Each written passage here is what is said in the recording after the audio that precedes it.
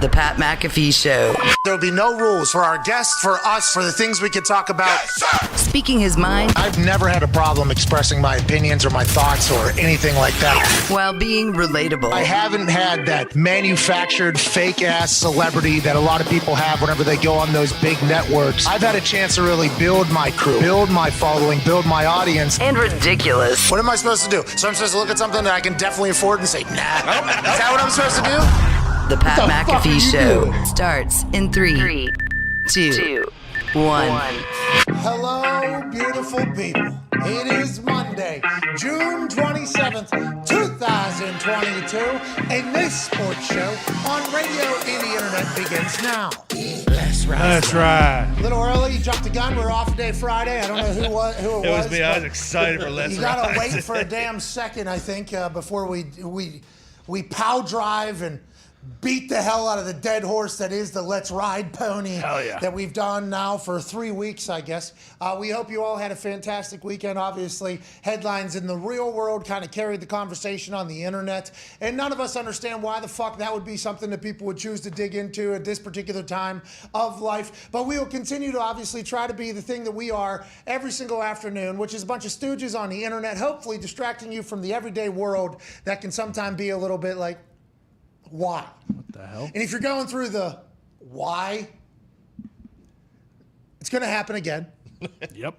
You're going to feel why again. And it seems to be a never-ending cycle of why. So we will be the mental vacation and hope to continue to do so. Up to something season is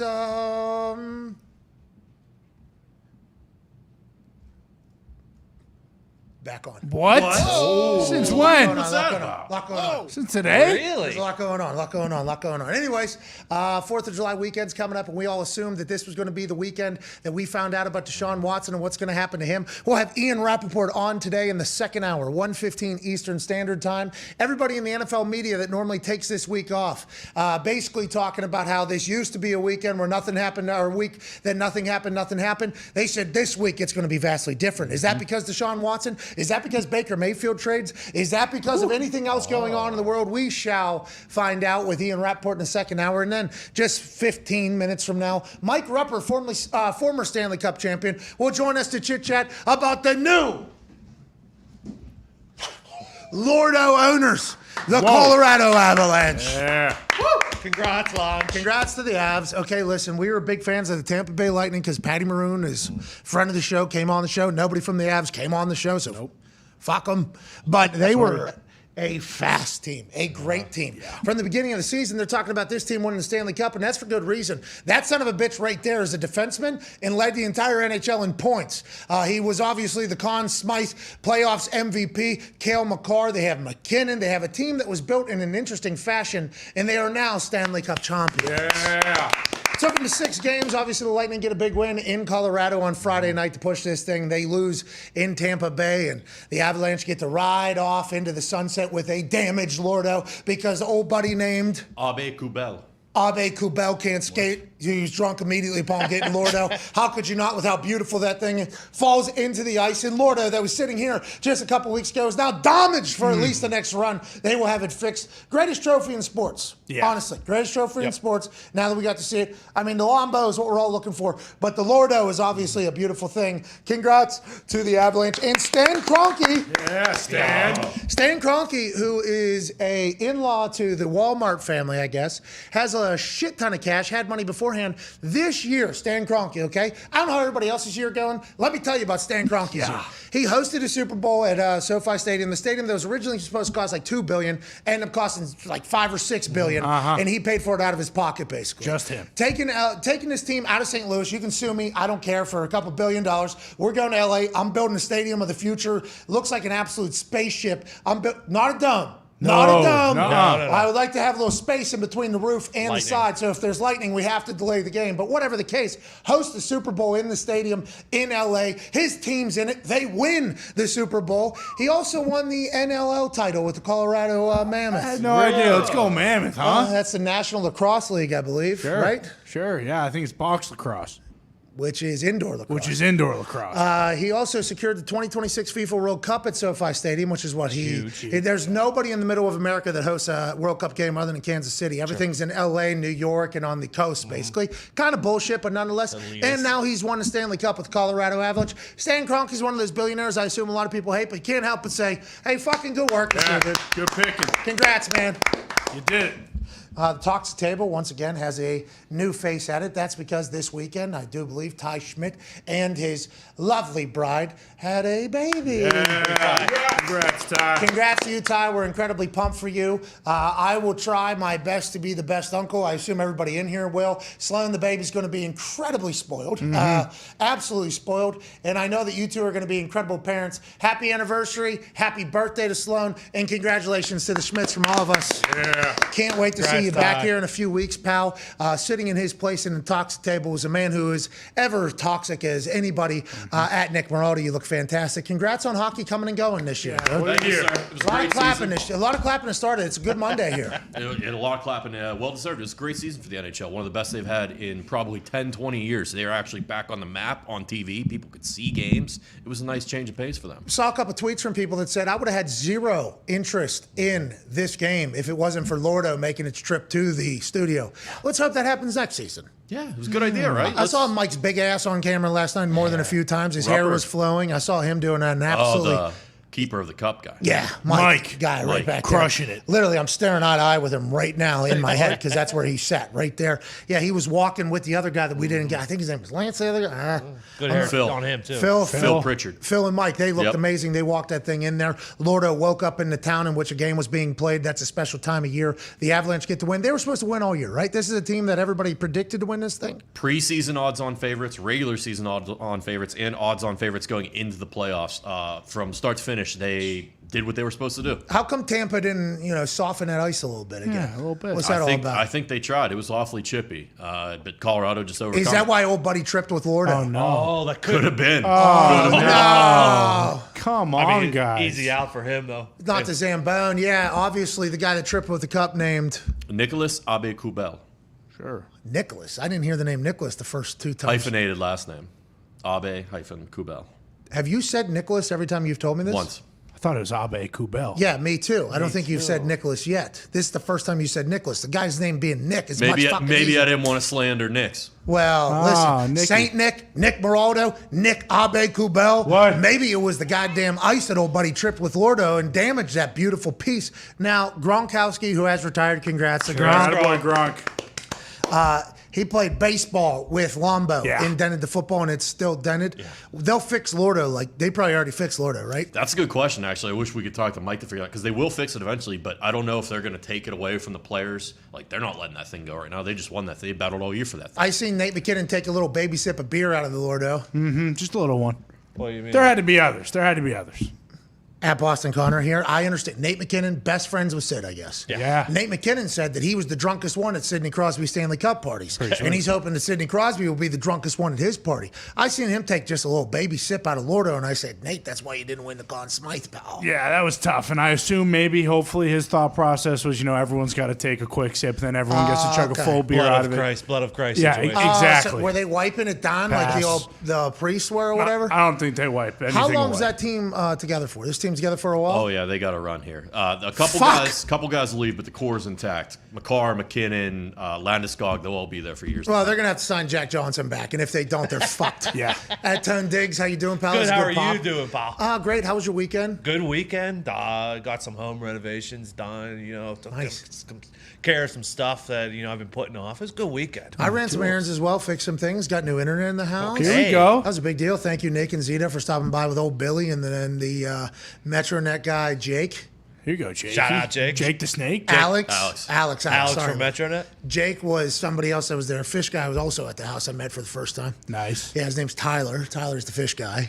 He was very nice. I met him for the first time. Interesting Learned guy. a lot about fish. Took Friday off, learned a lot. Got new internet, learned about a fish. Might have a new fish tank in the house at some point. Like a different location. Like Yeah. Can't have a shark, though, because people get pissed that you have a shark. Why? who's Well, the- because you have a tank, and no matter how big your tank is, shark could, if actual lived properly, outgrow it. So you're containing something that shouldn't be contained. What about piranha? Well, I think piranha is available. I think that is something that is available. But that's a certain type of tank, Diggs. Okay. The piranhas and the other fish are a certain type, and then there's a jellyfish. There's a jellyfish. That'd be a pretty crew. tank. I think I'm going towards Jellyfish stink, but they're cool to look at. Jellyfish stink only if they sting you, and then you have to pee on yourself. But if it's in a tank, you're not getting in there. Who cares? Exactly. That's what the I'm saying. barracuda, I do believe, is with the jellyfish, though. Blue barracuda. Yeah. Well, I don't know if it's a blue barracuda or just base gas barracuda. There's eels in there, too. I think I can put. You also asked about the fish with the light. You call that the tank of death. Yeah, you asked about the fish with the light. The lantern. It's a lantern fish. From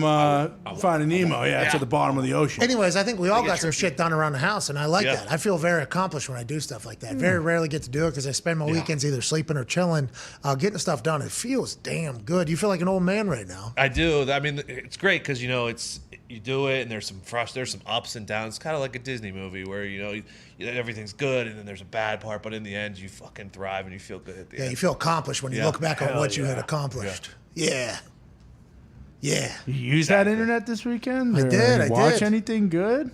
So, I tried to watch John Wick, and we would dive into McAfee movie review Monday, but we don't have Ty here. Ty is actually true. He's a movie guy, a scholared movie person. Went to school for movies, so I feel like we are doing. I mean, I'm minored in film study. Boom. Did you? That's where at? University of Pittsburgh. Whoa, the prestigious noted film school. Yeah, Dan Marino made a movie. Yeah, Scorsese. Ace Ventura. Pet Detective. True. Came right out of University of Pittsburgh. I don't think I finished with enough credits to actually get the certificate for the minor, but you I took a couple class. classes.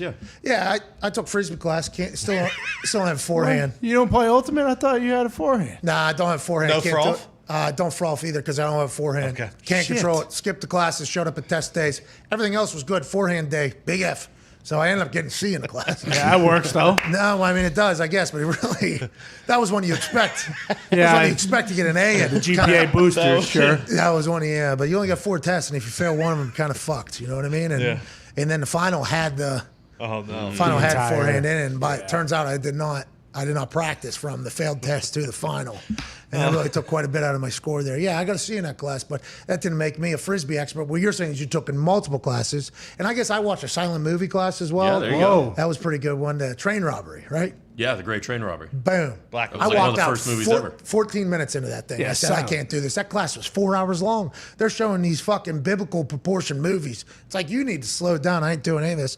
I filled in a couple tests. There's another C or D on that. All these electables that people took and got like A's on, I got bottom of the barrel on them because it was very difficult to understand. We'll dive into the McAfee movie review, I guess. Try to watch John Wick. I get it. I fell asleep. Oh, no. That's the end of McAfee movie review. No, how far in did you get? That's it. That's the end of it. Why did you see him at least? Thank you. What? McAfee movie review Monday. It has came and gone already. I get it. His wife. Boogeyman. Great person. The dog, Daisy. Oh, Yeah, that was tough. The boogeyman scared of John Wick. Hate that. Listen, I love everything about it. I like that the leader of the enemy crew was like, fuck that John Wick. He's got a great accent, but you missed it. No, John Wick is the boogeyman. No. At the beginning, they're singing a song about the boogeyman. The boogeyman's scared of John Wick. Baba Yaga. Yeah, he's scared of. That's at the beginning of the thing. You're saying at the end they I always thought that John Wick was La Baba Yaga. No. I think he's scared of John Wick, right? Yeah, I think John Wick is like the head honcho in the world. The boogeyman. Listen, this is McAfee movie review Monday. I didn't watch the whole fucking thing. You were an expert 2 days ago. I thought they were calling fucking John Wick Baba Yaga. That is his nickname. I and think at the beginning, they're doing like the Chuck Norris fact thing. The boogeyman's scared of this guy, so he is the boogeyman. I was so I guess. distraught about the dog that I think I. Yeah. Anyways, I think very aggressive of you guys, mostly Ty, watching at home right now with the baby. I mean, a dog gets killed 15 minutes into the movie. Yeah, I mean, that's tough. That is a tough. Yeah, but then you have to. Somehow you. I mean, they made a baby face there. They made a baby face out of John Wick very quick. Yeah. I mean, have his lady die, then his dog die, and he has a sick car, and he gets a sick, and he gets. I mean, they made a baby face out of him quick, and he's an absolute stud. But I did fall asleep in the middle. I got home at 4 a.m. from Austin, Texas after SmackDown. Plane had an issue, mechanical issue. Literally found that out after getting to Austin. I get a text like 10, 15 minutes before SmackDown starts. Hey, mechanical issue on the plane, can't fly home. We're going to try to find you another plane, if not maybe tomorrow morning. I'm like, oh, I'm in Austin for a night. Did not expect this, but Here we go. Get a text middle of the show. Hey, available for midnight takeoff. You will land at 3:45 or whatever. I'm like, deal, get me home. So I got a chance to have a couple beers over there in Austin. Yeah, I met young Jamie from Joe Rogan Experience. Oh, okay. I did not know he was such an Ohio guy. A lot of OHs being tossed around. Love that. He views the OH thing just like AJ Hawk. Oh, it's sacred. I'm like, how come you two are two of the biggest Ohio State people in the history of Ohio State, and you both are fucking disrespectful to the IO? You know what I mean? He's like, well, people were mocking it. It's too much. We don't need it. It doesn't have to be everywhere. They throw that thing around like crazy. That's what I thought. I think he's tired of that happening potentially in outside places. It's like, hey, this is an Ohio thing. This isn't the hipster bar in Austin that we're at thing. Because he had an Ohio Against the World shirt on, so there was numerous OA. And he answered one of them, I think. And then I seen two not go unfulfilled. Yikes. And I was like, oh, so you and AJ both. You guys hate Ohio State. Do you guys think you're the reason you lost to fucking Michigan last year? Because you leave the ducks on the pond with the IO? And he said, no, what AJ is doing is right. It needs to be held more sacred than just thrown around to anybody. He said, who knows if that person's an actual Ohio State person or if they're like you, just mocking it. I'm like, I never mock it. No. I'm trying to help you guys beat fucking Michigan. I'm sick of you guys just losing and stinking and all the hype and all the money that Ryan Day needs to run that program. I'm trying to get the IO out there more and more so everybody can feel the vibe. He said, well, it sounds like you're mocking it just by the way you described it. I said, valid, OH. And then he didn't say anything. And I said, well, IO. And I went and got him a beer. And then that's kind of how it all is. Great guy, though. First time meeting him, I chit-chatted on the internet a little bit. He was very nice. Seamus and I got a chance to have a pint. Ooh. That was great. More people at the WWE. Did you guys fight? You did a bar fight? No, we didn't have pints and fights. We just had pints. And I believe I was forced to have a whiskey as well. It was not an Irish whiskey. It was not an Irish whiskey. No, or maybe it was. JMO. I don't know. Maybe it was Jameson. I don't know. Does young Jaime have his PhD as well? I'm not 100% sure if he's a doctor. Okay. I'm not sure if Jamie's a doctor or not. I don't think he's a doctor. Great Great hair, though. He's got good hair. Right. Flo? Yeah. Cool guy. Great conversation. Good chatter with him. They're in the middle of a vastly different world than the one we're in. So, kind of can have a conversation about, like, our professions, that not a lot of people can have. Sure. But also can't really because the vastness of how big that show is and also the world that they're in, vastly different than our sports stoogery world. Yeah, wide range of topics over there. But, I mean, at least SmackDown felt like it was a pretty awesome little environment in Austin, though. Austin was pretty cool. That arena that I forgot the name of mid-sentence on SmackDown and then almost dropped an F-bomb immediately afterwards. And then Michael Cole had to make up for it. He's the Moody Center. The Moody Center. It's about to be the Arch Manning Yeah, that's Center. exactly what it is. Potentially, yeah. Bingo. No, I'm not going to say it. Whoa. Somebody down there told me that, like, the Texas football fandom thing, not real. What do you- That person might have been trying to stir shit with me, though, to say into the microphone to stir shit with Texas. Yeah. But, like, I was like, hey, if I give a big hook 'em right now, everybody's just going to lose their mind? And this was at the little hipster bar. He was like, maybe, not really. Like, I'm like, oh, no. In Austin. Is it an OH situation? No, I don't think it's an OH situation. I think Austin has a lot of other shit going on right now. Like, I think Austin has a lot of other stuff going on right now that the Texas football team has kind of fallen back a little bit. well. But if Arch Manning gets there and they get in there and they win, they'll all be all the way back. But with the person that was standing right next to me at the bar, where there was two bartenders that were really doing a great job, but there's, 100 people waiting to get drinks.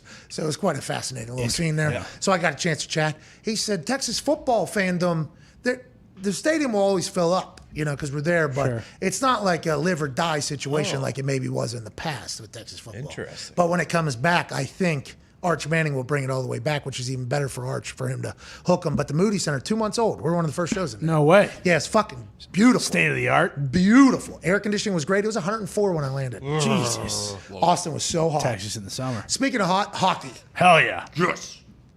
Speaking of hot, the ice in Tampa. Uh-oh. A couple games ago, that might have slowed down the Colorado Avalanche, but not last night. Going into the third period, had a lead, and they never relented. They were diving in front of pucks. Imagine that motivational speech from the Avalanche head coach in between the second and third periods. Yes. Boys, you're 1 period away from eternal legacy. Hell yeah. every puck that is shot, your face goes in front of it. Our goalie doesn't have to make a single save if we're really skating. We do not give up any cheap goal. Then they gave up a 2-on-1 like 3 minutes in there. Oh, yeah. There was a chance that the Tampa Bay Lightning were going to be able to get back into it. But nonetheless, the team that was the greatest from the beginning of the season remained all the way through the end of the season. Joining us now, a fellow Stanley Cup champion, a man who hosted That's Hockey Talk this season. He's on NHL Network and now a friend of the show, which we are very grateful for. Out of Cleveland, don't hold it against him, Mike Rupp. What's up, What's going on? How are we today? Hey, I'm great. How are you? Are you still riding the high from old Lordo celebration last night? Did you get into any of that with the Avs or any of them? No, so down in Tampa, right there, right next to the arena, is the JW Marriott, and so that was a spot that was open by the time we got out last night. So we went over there, and all of a sudden you saw the bus pull up, and that was the Avs hotel. So I put something on Twitter, just the guys kind of passing through with the cup, going up an escalator up to like they must have had some of the banquet halls kind of rented out, or they were going to use that for kind of the post party, and take a gander at it when you get a chance. I love seeing the boys. Like, it's always every year. It's like, who is going to, right here? Okay, so watch this. So we got Bo Byram, who's going to be coming up shirtless. See him right there pumping the two fists? Yeah. Bo Byram just turned 21 3 weeks ago. Yeah, congrats, buddy! Yeah, so he's enjoying life right there. But, that's the closest. Last night, it's, it's more, that's their special time, right? Like, they earn that, stay up all night, do what you're going to do. It was impressive, man. That team was the real deal. And they beat a team that is absolutely the real deal as well. Okay, so I'm happy you got a chance to kind of ride the wave of the Stanley Cup Championship, too, by the way, covering it in the arena. I seen you in a suit last night that looked clean.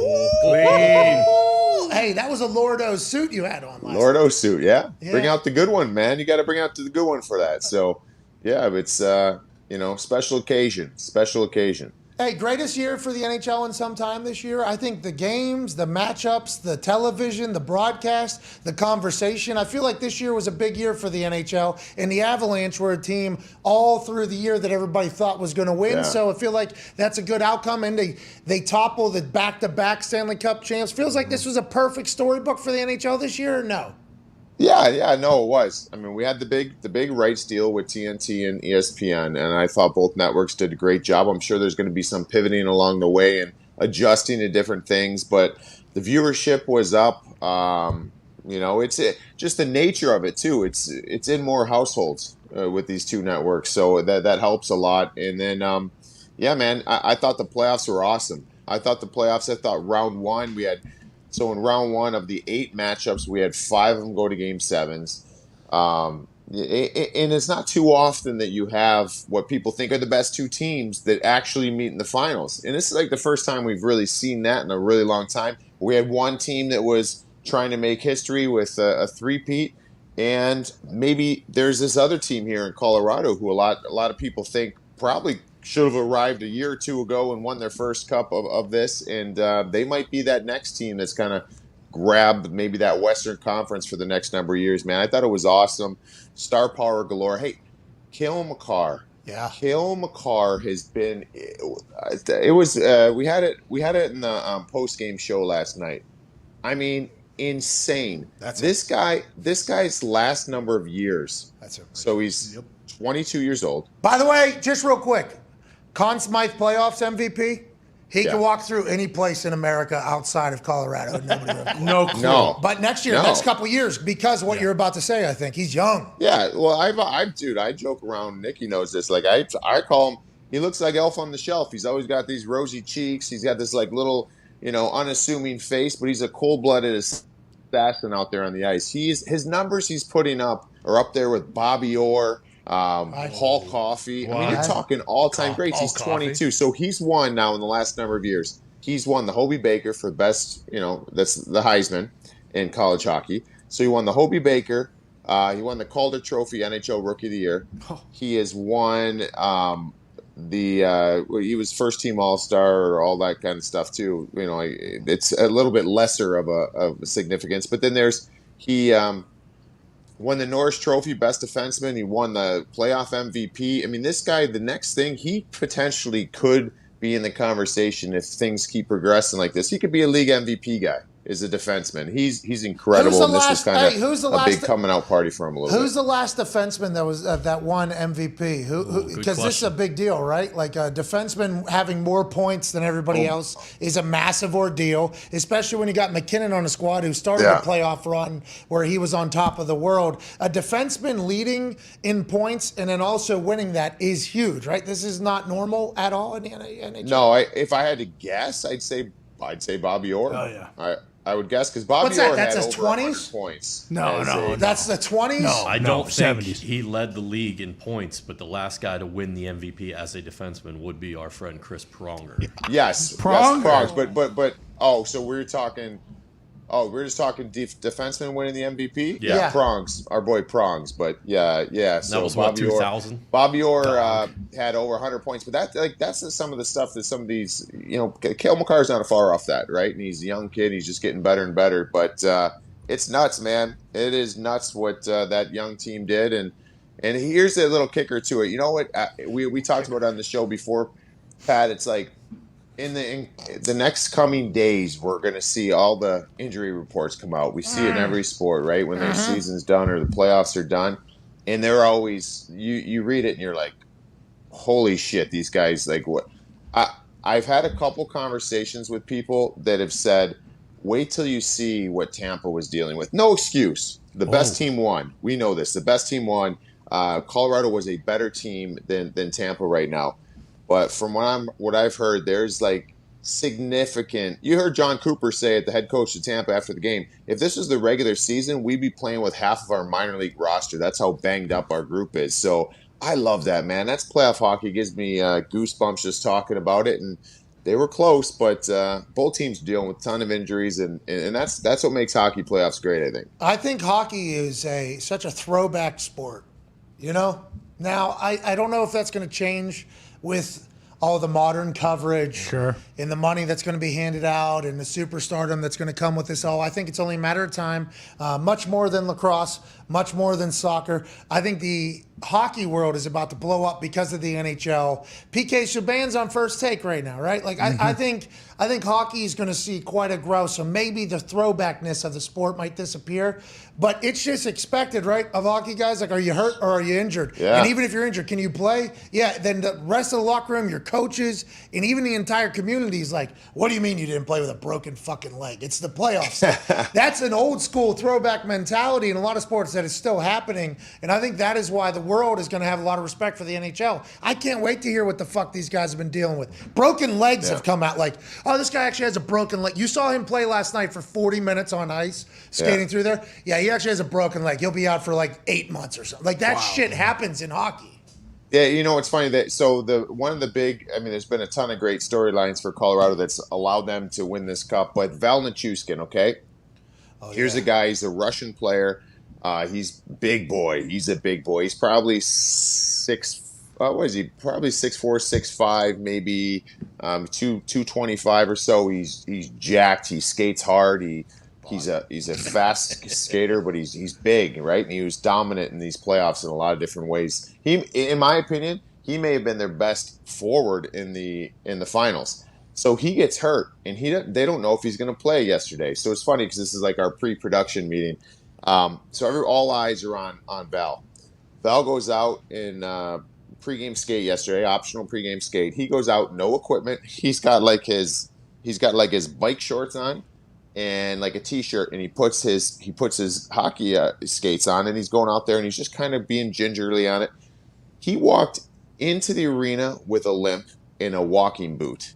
Then he puts his skate on. He goes out there, and he starts going. And as soon as I saw him in the skate, me and Mike Johnson, another former player, were like, "Oh, he's going." And they're like, "What do you mean he's going?" They were seeing him coming in. He can't walk. They said he can't. He's hobbling very badly. I'm like, if he can get his foot in the boot is like a walking. It is better for hockey players with any ankle, leg injury, foot injury. it's better to be in your skate than it is your sneakers because your foot's going like this, right? It immobilizes your foot in your boot. It's a I'm cast. like, oh, this dude's good to go. When we're watching him in warm-ups trying to get a feel, this guy's fucking flying around like nothing. I mean, he's for sure.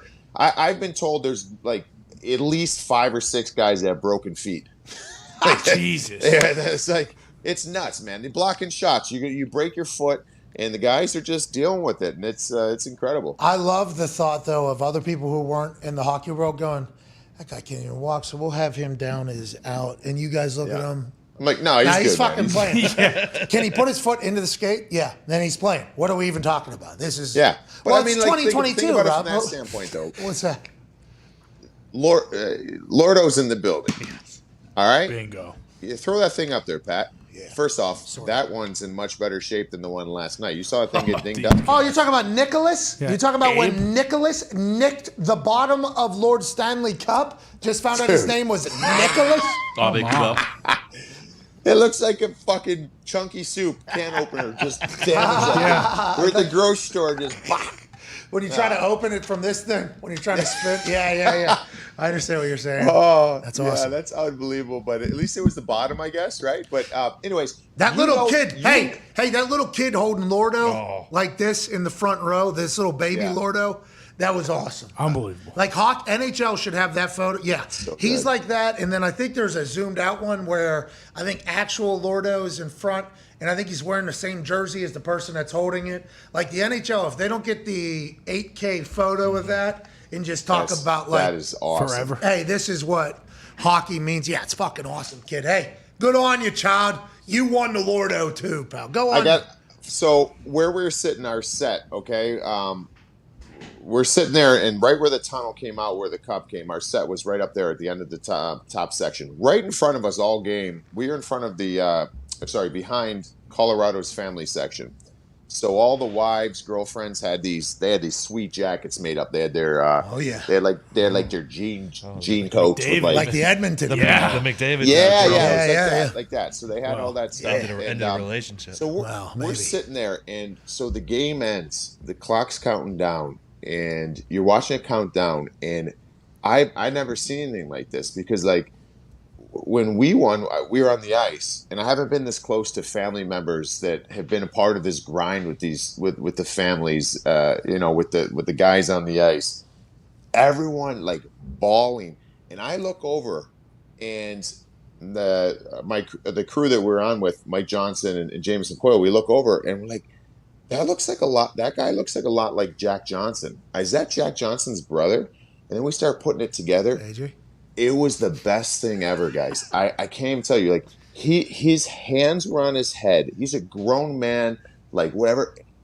Tears flowing down his face. Parents, like the parents are bawling, and like everyone, all of them came. They're kind of scattered around the section, the family section. They all came together in this pack, and it was just like everyone. I wasn't even watching the ice. It's right in front of me, and I can't believe what I'm seeing. I mean, it's powerful. That's powerful, Rupper. It is, dude. It is. And then so when Jack, I'm assuming this is his brother because then Jack got the cup, skates over, holds it over his head, and that guy just puts his hands on his head, his brother. And he sits down and he just buries his head. Oh man! And awesome. There's that stuff. There's Nathan McKinnon came over, taking the pictures with his dad right in the little entranceway.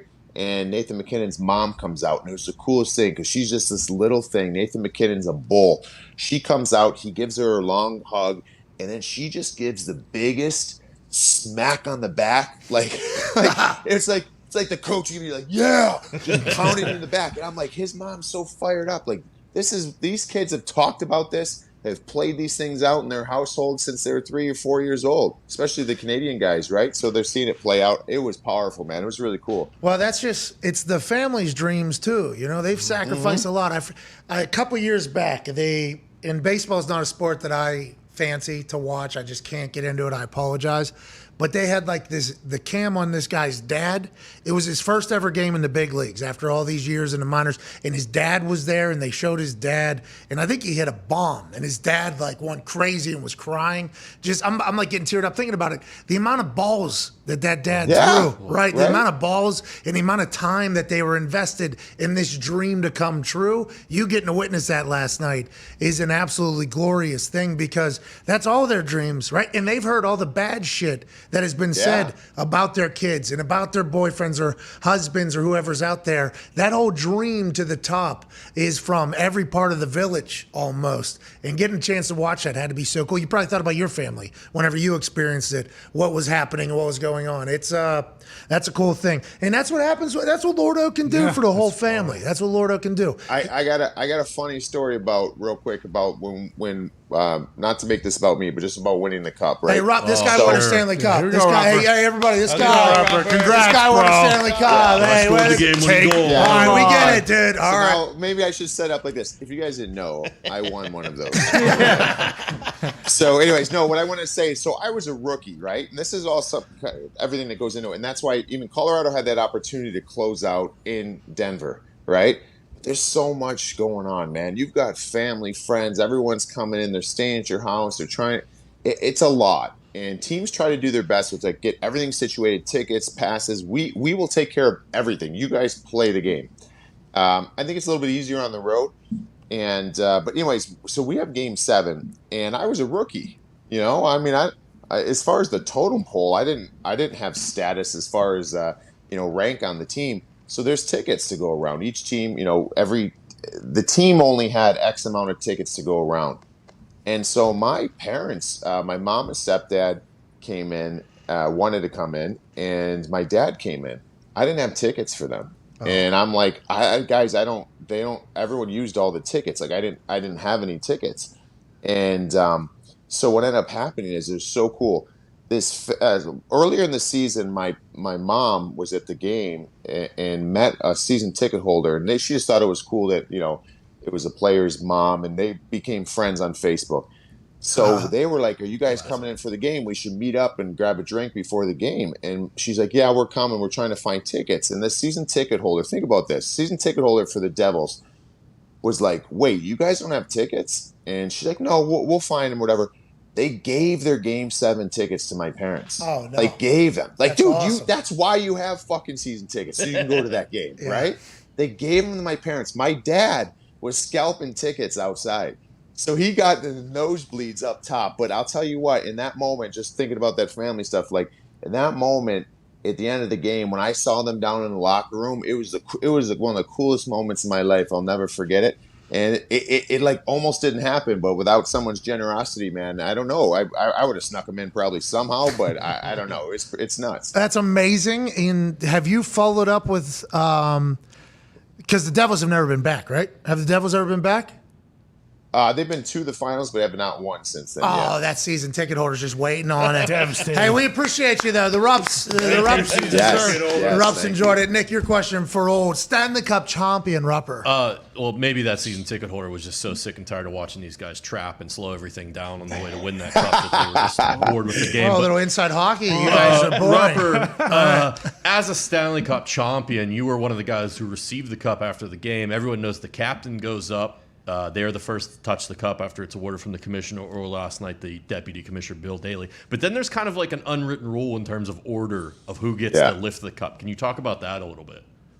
Yeah, so a lot of times, I mean, the captain's obviously who gets it from the commissioner, or in last night's case, the deputy commissioner. And, I mean, depending on what each team's situation is, if you have a veteran that's been around a long time that's been chasing a cup, whether it's with that organization or even with another organization, there kind of just becomes this unwritten rule of who's going to get it next. Otherwise, you just go like captain and then through your assistant captains and through your lineup. But yesterday was cool because we find out about it later because Eric Johnson was the second one. So Eric Johnson was a first overall pick. He was one of the original. He's the veteran on this team, right? He's been there for a long time. And he's helped mentor these kids. And, he was the second one to get it there. And they asked him afterwards, like, did you know about this? And he said, this is what's cool. Because remember, this team was close the last couple of years. They in a lot of people's mind, people thought they've really underachieved because they haven't won one yet. And so I guess Gabe Landeskog, the captain, told Eric Johnson a couple years ago, "We're going to win this, and I'm giving it to you. I'm giving it to you second."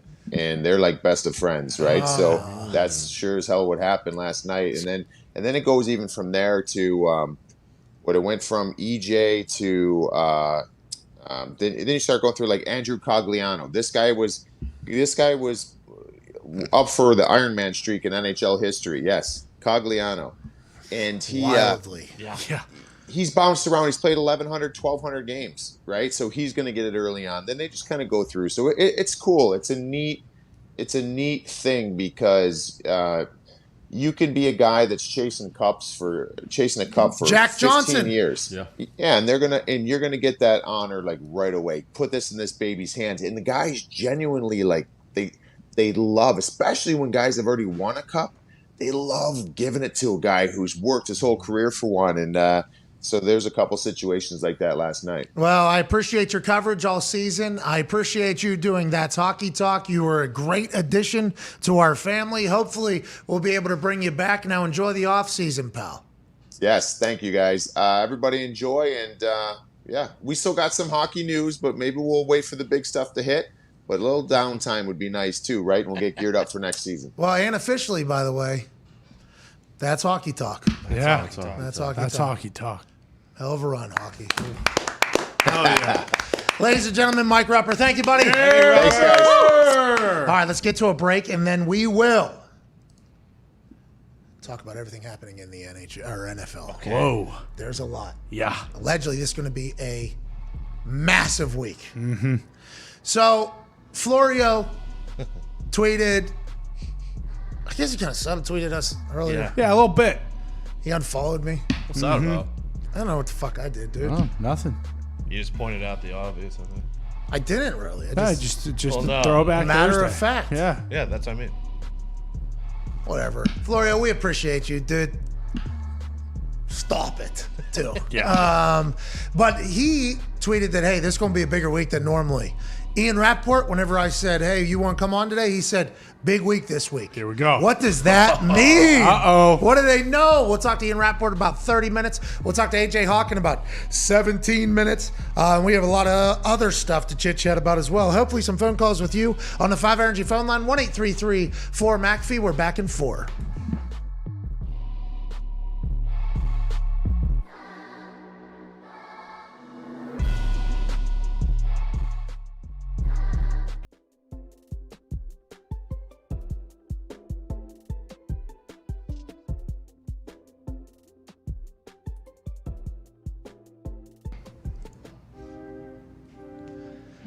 Hey, welcome back. Today's sale is for the same sale that happened on Thursday. Oh, yeah. It's for the brand Beach Towel, which I'm not sure any of us knew we had. No idea. So It's awesome. Looks great. It's great. Yeah. Feels great. Keep you dry. Sure. You rock one of those on the beach, people are going to say, oh, hey. Look at that guy. Oh, hey. It's a cool towel. Didn't know those existed. Yeah. Yeah, because we didn't either. That's the only one. Currently 15% off at store.patmcafeeshow.com. I have no idea how many of these we have. I assume not a lot. No chance. So get them now. You know, CFO Phil does just drop things on the store without telling anybody. Anybody. Yeah. What's that all about? Busy guy, so. What is Phil doing? It's like it's his thing. Yeah. Like, hey, I would like to be the only one that knows that this is on there just in case I want to buy 50 of them. Yeah, is he hoarding beach towels from us? I think Maybe. those have been He's on got there. that pool. I think beautiful pool. He got a pool. Which he deserved, by the way. Phil has worked his ass off. But with that being said, there's some stuff on there that I didn't know we had on there. Nike for the brand hat is on there. Those are. I know we were talking about it, and then boom, it ended up on the store the next day out of nowhere. It's like, all right, that's how it works now. Clean. We just have the ability to put anything up there. That hat is fucking awesome. So sweet. CFO Phil, thank you, buddy. Hey, there you go, Phil. Let's Hey, go. baby, Phil. Huh? Come on, Phil. And a baby Phil. Let's go. 15% off for the brand beach towels right now at store.patmcafeeshow.com. Towels are nice, I've been told. Yeah. Never seen one. No. Never held one. Don't have one myself. No idea how it works. But I've heard they are glorious. They look sweet. I think they've been up there for a couple years too. What? I think we've had them on the store for Years? I believe these have been up here for a few years. No way. I thought they got added today. No. I think those have been up there for a few years somewhere. maybe page 70 or 80 in the slide of like, hey, things back there. It is. There's a good chance that we have, felt the trial one of these. Sure. 3 years ago. Okay. And then whenever it became available, went up on the store and we were just never told about it. Pre-pandemic. Which potentially these towels were a piece of what life was like before the COVID. Okay. Okay, because that's when they were created. Makes more sense now. Still available. That's probably why we hadn't heard of them, because a lot has happened since they've been made. Yeah, who's going to use a beach towel whenever you're not allowed to leave your house? Great question. Would have been great for the house, though, to use in the shower. Sure. Those small towels really fucking get you every once in a while. Those big ones are really nice. Anyways, great work over there at the store. We appreciate it. I went to the store this weekend. Oh, which one? I went out and about. I went to the mall. You did the Whoa. Yeah, I did the public. I went and did the mall. How was the Why mall? would you do that? Well, I had to get some shoes, and also I needed to get pants for the golf tourney thing. Okay, fair. And I can't just order them online because said ass is too big. So Gotta I had try to go 'em on. try some on.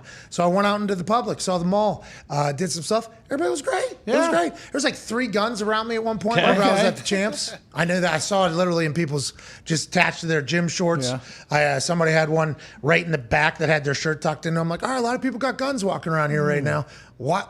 You didn't bring your piece? Well, I didn't know what this is like when I see somebody with a mask. Do they know something I don't know? Sure. Like, do you know something that I don't know? Why is there 3 guns around me from 2 different groups right now? I didn't know. But everything was nice. Everybody was copacetic. A lot of hellos. How you doing? Keep it moving. And got some golf pants out of the whole thing. Yeah, and if anything happened with that, you could just run them over with that sweet new little whip you got there as well. Yeah. That car's pretty sick. Yeah, it's unbelievable. Yeah, the Patmobile is Yes. very awesome. And you're saving the planet. It's maybe it's my favorite car I've ever sat in. Really? Yeah. So not like the plenty of space in the car too as well? Yeah, it's great. It's great. It could go like 115 miles an hour out of nowhere if you don't watch. And you have no idea. That's what I've been told, yeah. Just out of nowhere. Oh, my God. We'll get up and go. Sneak up on you. Yeah, it's smooth, too. It feels like you're going 25. Ooh. It's unbelievable. 100% electric, too. A lot of people tell me, wait till you see how much it costs to fill it up. It's like, you fucking idiot. I'm trying to save the world, dude. Clown. I'm trying to save the goddamn world. Now, what the batteries are made out of, I guess, aren't great for the world. But I'm not getting gas. Yeah, so they counteract each other. So who's really doing the world a favor? I'm not sure. I think me. That's only if you dispose of the battery in a way that you're not supposed to. No, I believe creating the battery, they also have to mine some stuff that's not necessarily. Oh, does your car run on Bitcoin? Well, Yeah. That's way down. And the price of this particular thing, way up from what I've heard. Okay. Most expensive vehicle I have ever purchased. Okay. Even more than that Hemi Jeep that doesn't run. That I got the Mika Motto thing. Sure. For like $117,000 after taxes and payment. At least. Which was, I got ripped off there, but a story's a story. We just Yeah. got to tell it now. This Hummer thing is insane. Yeah. It is. So when I push the gas on this thing, it's like a golf cart. There's no gears. Yeah. Because it's like the Tesla, basically. It just goes. This thing will saddle down in, kind of like, let's go. You know what I mean? Like you feel the entire thing. Like powering just up. kind of go down and be like, yeah, we're ready to go. I guess it can drive sideways. Really? My thing can just drive sideways. If I'm in a parking spot, don't want to be in it anymore, I push one button, beep, beep, boop, boop, crab walk, thank you, and it just walks out, and then it will drive forward. If you need. So it's like parallel parking. You can just crab walk it. I can drive this son bitch sideways. Yeah. I can literally, boom, go like that. I'm not sure the exact steps to get there because there's a lot of options online. Okay. The amount of power this thing has to generate being electric is crazy. The screen is the size of the IMAX. Whoa. Just sitting right in front. It's like 14 inches tall and like the whole thing. I'm like, takes a lot of power to power that whole thing up. Then it has all these cool lighting systems inside. I'm like, that's a lot of power to power that thing up. And then the gas pedal is just an automatic, we are going every single time. Takes a lot of power for that. It's massive. It's bigger than my F-150 truck. Yeah, it's a big boy. It's bigger than my F-150 truck. Higher, taller, wider, longer than the F-150. Huge. Not to be forgotten either, you're standing up to Saudi Arabia and all Yeah. those people Yeah. that are pissed Oh, off yeah, about you the are. live Look at league. you. And if the power goes out in the studio again, we can just use your truck. You actually can, yeah. Yeah, well, we're going to have to watch that because I don't have a supersonic charger. Oh, shit. I've been plugging that thing just into the basic old house on the side. Okay. I'm looking, I don't want to trip any of the, you get it. The wiring, the Circuit. configuring. Circuit. There it is. That is the one downfall, I suppose. Yeah, it lets you know, though. Like right now, I'm currently at 88%. You know what I mean? Yeah. I feel like you go forever on 88. Yeah, I think You can go 300 plus miles in it, allegedly. Oh, okay. But is that driving with air conditioning and also all the little signs, or is that just everything shut down, driving normal? I don't know. I'll be excited to see what this new experience with the Padmobile is like, but I love it. A lot of eyes on that thing when I drive by. Yeah, I don't think I've ever seen one of those just out and about before. I'm not sure there's a lot of them, you know. Yeah, I don't think there are. That front, too. The front. Well, not a lot of lighting. people care about the environment of the world, so. Yeah. Everybody attacking me a week. Shout out. Yeah. Come on. Yeah, now you can be pointing the fingers. Who's supporting Saudi Arabia now? You buying gas? Huh? Whoa. Saudi apologist. Oh. Well, that gas is either from Saudi or Russia, so. So look at you. Newsflash: America created electricity, so Boom. Shout out, Ben. Thank you, Ben. And I'm sure that person that created it didn't have any skeletons in his closet that were terrible back then. I believe he had a bunch of bodies in his Yeah, basement. actual cadavers. Oh, yeah, skeletons in a basement, I meant. Yes. Let's go Kind of a to weirdo. a hard out here. I just never really thought about that. Yeah, everybody back in the day stunk. Yeah, like pretty I bad. hope we can potentially get to that one point where we all realize that. Yeah, there we go. Good work, Bruce. Yeah, you got it, Bruce. Don't worry. Everybody back in the day, probably a bad person. Yeah, Ben Franklin, kind of a weirdo. Yeah, he was like John Wayne Gacy. But, like, no one even Smarter. cared. Well, John Wayne Gacy created the McDouble or something like Yeah, that. the chicken little. The double down. Double down Sure. there in Ty Schmidt's hometown. Not to be confused with Sloan Schmidt's hometown, which is Indianapolis, Correct. Indiana. Hell yeah. Changing generation. We're back in hour 2 on the other side. Nailed it. Got it. Let's go. That's a good way to end it, by the way. John Wayne Gacy, Benjamin Franklin, bodies in the basement. We invented electricity. Tied it all together. That's a fucking home run on the way out. Let's go to the fence. 5 Energy phone line. I missed this over the weekend. Let's go to Dylan in Charlotte. What's going on, Dylan? Hey guys, how are you doing? Keep it moving. Perfect. First of all, just wanted to thank you guys so much. You guys actually saved my life. I just finished a year's worth of cancer treatments, and I listened to you guys through 200 hours of chemo. Just wanted to thank you guys so much for putting out content every single day. All these other baby back podcasters are only doing 2 or 3 shows a week, while you guys are out here killing it. So thank you so much for that. Dylan, congrats to you. Don't you thank us. Yeah. That was a hard road you just went through. The mental toughness that you had to display throughout that entire process is admirable, something we would all hope to have one day, but many of us would not. Congrats on kicking cancer's ass, and we appreciate the opportunity to be a part of your entire, battle. And I'm happy to hear you're on the other side of it, Dylan. Thanks for calling, man. What do you want to talk about? That was cool. Hey, I guess so. I was hoping to hear, some Pittsburgh guys take. My family's been season ticket holders for the Steelers forever. When do you think Tomlin's going to finally crack under the media pressure and put Kenny in instead of Mitch? And what do you think Mitch has to do to actually keep the job? Dylan, you and I, we both know that Tomlin ain't cracking under any media pressure, right? Don't you think?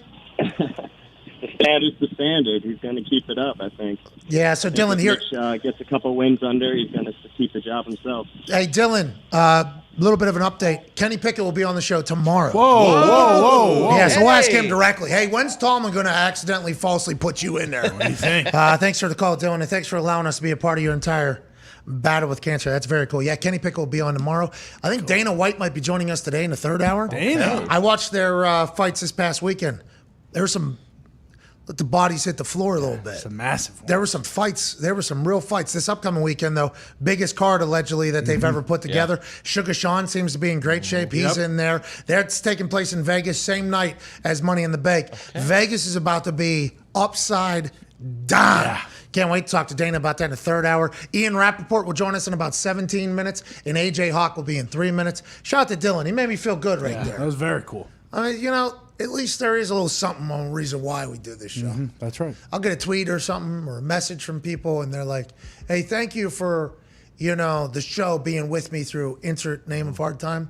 And we will let you know, thank you for the opportunity for us being there. And once you get sick of us, we understand. Yeah, exactly. We completely understand. We get it. All right, we're back in about 4 minutes with hour 2. AJ Hawk will be here. Can't wait to hear how his weekend was. I'm sure it was incredibly toxic. Yeah, no doubt about it. Especially. His brother-in-law just won the Lordo, though, after 1,000+ regular season games. Mm-hmm. Can't wait to hear his thoughts on all of that. Plus more phone calls, Ian Rappaport, and what the NFL has in store this week. Should be a massive hour 2 in 3 minutes. Cheers.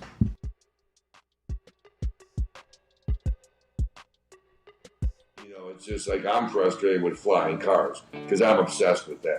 Like I want a flying car.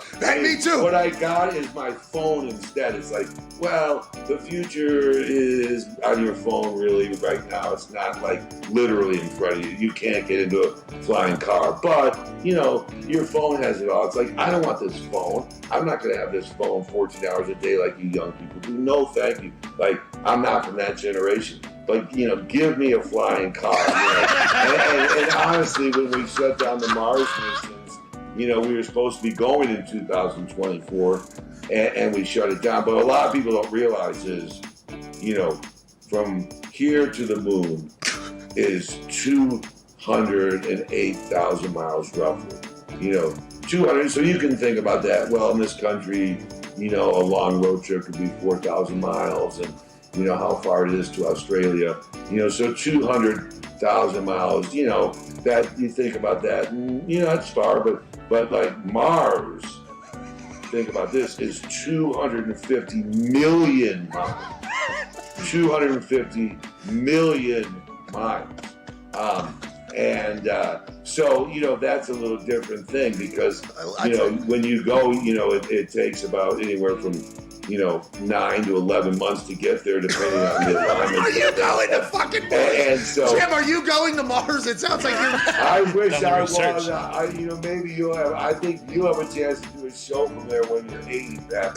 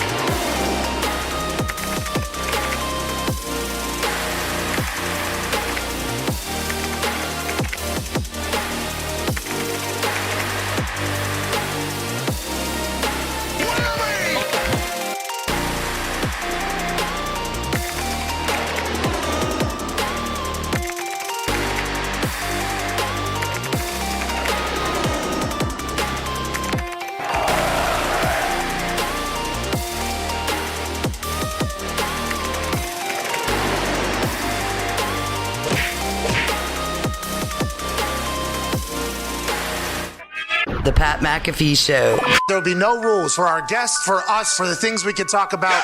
Speaking his mind. I've never had a problem expressing my opinions or my thoughts or anything like that. While being relatable. I haven't had that manufactured fake-ass celebrity that a lot of people have whenever they go on those big networks. I've had a chance to really build my crew, build my following, build my audience. And ridiculous. What am I supposed to do? So I'm supposed to look at something that I can definitely afford and say, nah. Is that what I'm supposed to do? The Pat McAfee Show starts in 3, 2, 1. Hey, welcome back to that show. Hour 2 here on radio and internet of sports talk shall begin right now. Let's ride. Here we go. Do it. Come on. We're going to continue to do it. Don't need you all stepping on top of each other. Gotta nail it. All right, and Ty Schmidt obviously out, but the Toxic Table is here. At Nick Moraldo, at Boston Connor, at Tone Diggs, one half of the Hammer. Dahn. Cowboys, we'd all like to say congrats to the Schmidts. Yeah, there you go, Schmitz. Sentai, and I don't know if his wife's Twitter and Instagram is necessarily public. No, I don't think I should be the person that's giving that away. But you should certainly send Ty congratulations. They had a hell of a weekend. I believe they celebrated their anniversary and the birth of their child in the same weekend. We are incredibly happy for him. He'll be off for the next few weeks as he tries to build the mono with the baby. That's right. The mono. Make sure they learn. Skin to skin. Have to. I'm your dad. Mm-hmm. Listen. Me. John Wayne Gacy's from the same town that I am from, but you are not from that town, so you're going to be better. That is not what Ty's saying, and I need not make fun of that because that baby is beautiful, innocent, and going to go on to do great things, and there's no reason to bring up that clown, JWG from Waterloo, Iowa. Yeah. Thank you. It's very mature of you. I am very mature. No matter what he did for KFC. can't be, you know. He created the double diddle. Delicious. Double diddle. Double diddle. Chicken Joining us diddle. now is a man who did not create any sandwiches for KFC, but he certainly is a double diddle, isn't Sure. he? Big Maybe time. a triple diddle, if you think about Whoa. it. College football national champion, Super Bowl champion, Ryder Cup champion. That's triple diddle if I've ever heard of it in my entire life. Ladies and gentlemen, COVID survivor, private plane survivor, face of the Ohio State, AJ Hawk. AJ! What's up, buddy? Oh, hey guys, happy Monday. Hey, happy Monday to you. How was your week? New haircut, fresh cut, Whoa. fresh cut. Let's go. Yeah, fresh cut this morning. Hey, how's it going? Give me the AJ Hawk. What's the AJ Hawk? Like drill instructor. All right, got it. Let that thing fly. We love the fact that you're getting all freshened up here. Is this because Tahoe's right around the corner? Ooh. It's because I needed a haircut. Oh. Well, But also, The Because sides of bug Tahoe. me. The sides get really long really fast, and that just bugs me. Yeah, me too. It's because we have huge heads. So when this grows out, it makes your head look even more obnoxiously sized, right? Yeah, I guess that is definitely part of it. I haven't thought about it too much, but yeah, I just think this feels terrible. Well, that's the reason why. I would assume, like anytime I try to grow my hair out now, like it grows out this way and my head looks cartoon sized. It's like, all right, too large of a head. So I have to power through that at some point in my life. I will grow back, hopefully something that is close to the majesticness of Connor's mullet. Probably not, but that'll come someday in the future. yeah, with those new for the brand hats, I mean, you throw that hat on for, 2-3 months, and then all of a sudden you got a mullet. Hey, we got Nike hats now all of a sudden, AJ. How does that work? Well, I don't know. CFL Phil just works magic. Yeah. Boom. We talked about it one day. It was on the store literally the next day. Look at that hat Zito's wearing. Looks like a hat model. Yeah. Yeah, Well, does. that's because Zito's incredibly handsome face or whatever. AJ, hope you had a great weekend. Did you watch any of the golf? Schauffele got a big win on the PGA there. An amateur almost got into that thing. That would have been a tough look for the PGA if an amateur wins. But instead, Schauffele brings it home. And an incredible golf. I enjoyed the hell out of that Sunday watch. Yeah, I watched a little bit of it. I got to see the fireworks at the very end. I was busy prepping for the Avs to close this one out in Tampa. I was honestly, I don't know why I was thinking this was still in Colorado though. They're like, oh man, it's in Tampa. Well, it's because 2-2-1-1-1 or whatever. You figured that out. But I was going to try to delay this conversation as long as possible because you were the only one on this program that was pulling for the Avalanche in the Stanley Cup Championship. And that's because your brother-in-law, Jack Johnson, who was trending on Twitter this morning when I woke up, over 1,000+ regular season games, never getting to hoist Lordo. Now he goes out to Colorado, plays big-time minutes for him, wins the Stanley Cup. Congrats to your family. Congrats to Jack Johnson, AJ. Thank you. I know you guys are upset that the Lightning couldn't figure it out, but I feel like they handled it well. They were very classy in defeat, and the Avs thought it was awesome. Old buddy skates with Lordo, drops him, kind of sets everybody off. I'm looking forward to seeing what this parade looks like for Colorado. Jack Johnson, and have you chatted with him? How pumped is he? Was there emotional moments? Oh, juiced. I mean, there's pictures of Jack holding the cup. He got it real early on. Seeing that, it was awesome. I saw Rupper talk about that would be his brother Kenny, who Kenny is a 6'4" version of Jack, who I believe is still playing at Penn State, playing hockey, and it makes sense. Yeah, with hearing Rupper talk about his brother getting emotional, I had to be pretty awesome, man. Did you get emotional? Yeah, a little bit, watching with my kids. Yeah, I was FaceTiming. My wife is out of the country, and so I had to FaceTime the TV screen for her to watch. What a moment. Old school. Hey, congrats to Jack. Yeah, so cool. Awesome. And after shaking his mitt at your little cult festival, I'm surprised it wasn't his hand that bent that Lordo. Really? Big guy? Boom. Lumbering dude. Like, Yeah. his hand came in and it was like, holy shit, what is this guy? Obviously calloused up and everything. Sure. But did he ever talk about Lordo escaping him after all those games and all those years? Because he came to Pittsburgh, after we won? Yes. Yeah. Came to Pittsburgh right after we won. So literally everybody on the team had already won a Stanley Cup. The deal was set up in a way that it was because of something that happened in his life. And the Pittsburgh people were not too kind on that. So that's really how I knew of him. And then I got to meet him at your little cult event where we were raising money. He was very nice. Now he ends up at the Avs. He was a feel-good story for the entire NHL. Did he ever chat about that off the ice with family? Like, my hockey career has certainly been something, but 1,000+ games, who gives a fuck if you don't win the Stanley Cup? Is that how he viewed it, or was he at peace before this run, you think? I mean, Jack always seems, he's always in a good mood and just an overall positive dude. But I'm sure it was something he wanted. He felt like he played in the league for so long. I know 1,000 games was a big deal, but I mean, what a story for him. Obviously, he has a crazy story with what happened, his family or whatever, all this stuff. It's public, it's brutal, and Jack is a victim, and he's an unbelievable guy. But Jack wasn't even going to play this year. He went to Colorado like on a tryout, basically a camp, and then made the squad. I know like was up and down a few times during the season, then gets to play in every game, at least in the finals, and do that. Yeah, like I'm happy for him because I know him very well and I know what he's been through. So it's just it was awesome, man. Hey, he was hitting some bodies now, too. Oh, yeah. Blasting dudes. My kids were so pumped. We're watching him like more intently than we normally have this whole series. And I'm like, man, this is awesome. Jack just blasting dudes in the back. I'm like, I don't know what's a penalty, what's not, what's interference when you hold guys or whatever, but Jack seems to find a way. Hey, you know who was on a collision course last night, potentially? Old Patty Maroon? The Goon Maroon and Jack Johnson. They both were playing the very similar styles last night, which I respect and appreciate.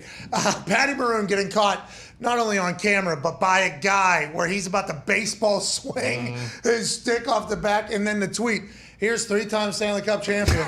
Like, just so condescending. That's hockey, though. And Rupper told us that all these injuries are about to come out that everybody played through. That's such a throwback league over there. There's going to be like broken feet, broken legs probably, that guys were playing 35, 40 minutes on just yesterday. It is the hockey. I think they had a great year this year. Great year for publicity, PR. I think fan bases grew everywhere. What a great year for hockey. And I can't wait for people to hear what a lot of these motherfuckers are playing through this entire season. Yeah, this is their first year on ESPN ABC, right? This year? And TNT, yeah. I mean, I feel like it went great. I feel like a lot more eyeballs got on it. Obviously, I'm more invested with a family member on a team that went and won it all, but I don't know. Like, I guess numbers have probably been good that they're reporting, aren't they? Up 160% or something from last year. Players are juiced. Escrow check just went up then. Players love that. Yeah, they always want bigger cities to win so that the viewers more, but I believe the viewers are up because of the ability to be seen as opposed to in years past where it was like, oh, wait, the Stanley Cup's where is it? Well, it's after the Preakness. It'll start on CNBC, and then they'll move the second and third period of the Stanley Cup to main NBC if there's no holdup at the horse track. You know, no offense to NBC, but I do believe that getting into the Rolodex or the lexicon of the sports community was a great thing. PK Subban was on First Take this morning, giving takes on the NBA. Yeah, Kevin Durant. How'd it do? I didn't get to see it. Great takes. Yeah. I think I have no idea. I didn't have it on. I didn't have the sound on. No. Didn't have sound on. I only saw it happen because got in the office a little bit later today. Had to catch up on everything. I looked over. I saw PK Subban. I'm like, all right, here we go. Hockey's on. I assume they talk about Lordo. Look at the bottom. Kevin Durant, Kyrie Irving. I'm like, of course. Okay. But PK even being on there, being, like representing the sport of hockey in that type of situation is great for everybody, which leads me to this. Have you seen what's going on with Sunday Ticket?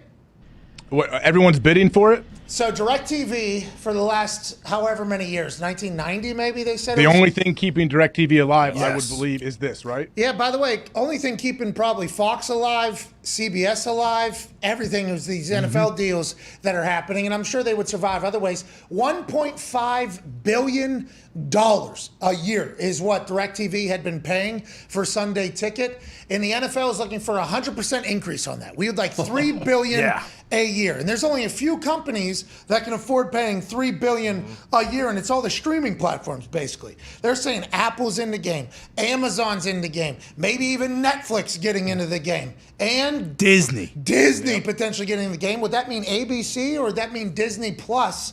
Who knows? And Albert Breer wrote this entire article about how the NFL doesn't just make decisions because of financial reasons. A check is going to have to be there, but they like to look into the future to see what the future customer will like. And streaming platforms are the future. Just like when the DirecTV decision was made, the satellite seemed space age, and the NFL said, "Ooh, that's what's going to take our company somewhere." So they will look into the future and what will be good for their customer both 10 and 20 years from now as they make this decision. Sure. And it's probably heading to a streaming platform. Now, with what you just chatted about there, with the NHL getting ESPN and ABC, do you think this is a good thing or bad thing to go directly to a streaming platform? And are we in a time now where everybody is going to log in and be a member and subscribe to every single streaming platform going forward, especially if there's an NFL game? Well, aren't they? They're already bundling streaming platforms where you buy like bundles of them. But if you said Disney's going after it. I would imagine then this would be huge for ESPN Plus. Wouldn't they put every single NFL game on ESPN Plus then? You would think in Disney Plus. Remember, Don Batista had that commercial where he was in a canoe, where it was streaming. Oh, streaming. My bad. Yeah, where it was Disney Plus, ESPN Plus, and Hulu. And Hulu, we're all together in one package. Don Batista announced that. So if Disney's in there, that was the first commercial for that. Yes. You remember that? Oh, yeah. It was a great fucking It crushed. commercial. Yeah. It was a great, I'm still remembering it right now, June 27, 2022. So you'd assume if they get it, it would just be a part of that entire package, right? Yeah, and sorry to cut you off in the middle of that. I pictured that commercial in my head. I just started laughing for a minute. But either way, it has to go streaming. We're not going, what's easier to do? Go to a streaming platform or get a stupid old school dish for your house? Well, so I think like if Xfinity wanted to take one more shot at existing and surviving. Yeah. Right? Better have $3 billion a year. Yeah, it's so. And they said it historically lost money for DirecTV. Is that true? No, come on. Dude, they need to charging relax. they were charging over $100 a year or per season per customer. It might even be per month. Yeah, It's but like $300. But do people have DirecTV strictly because of Sunday Ticket's there, and are they accounting those people just because of Sunday Ticket if they use the rest of DirecTV? That's why those like affiliate and link deals are all bullshit.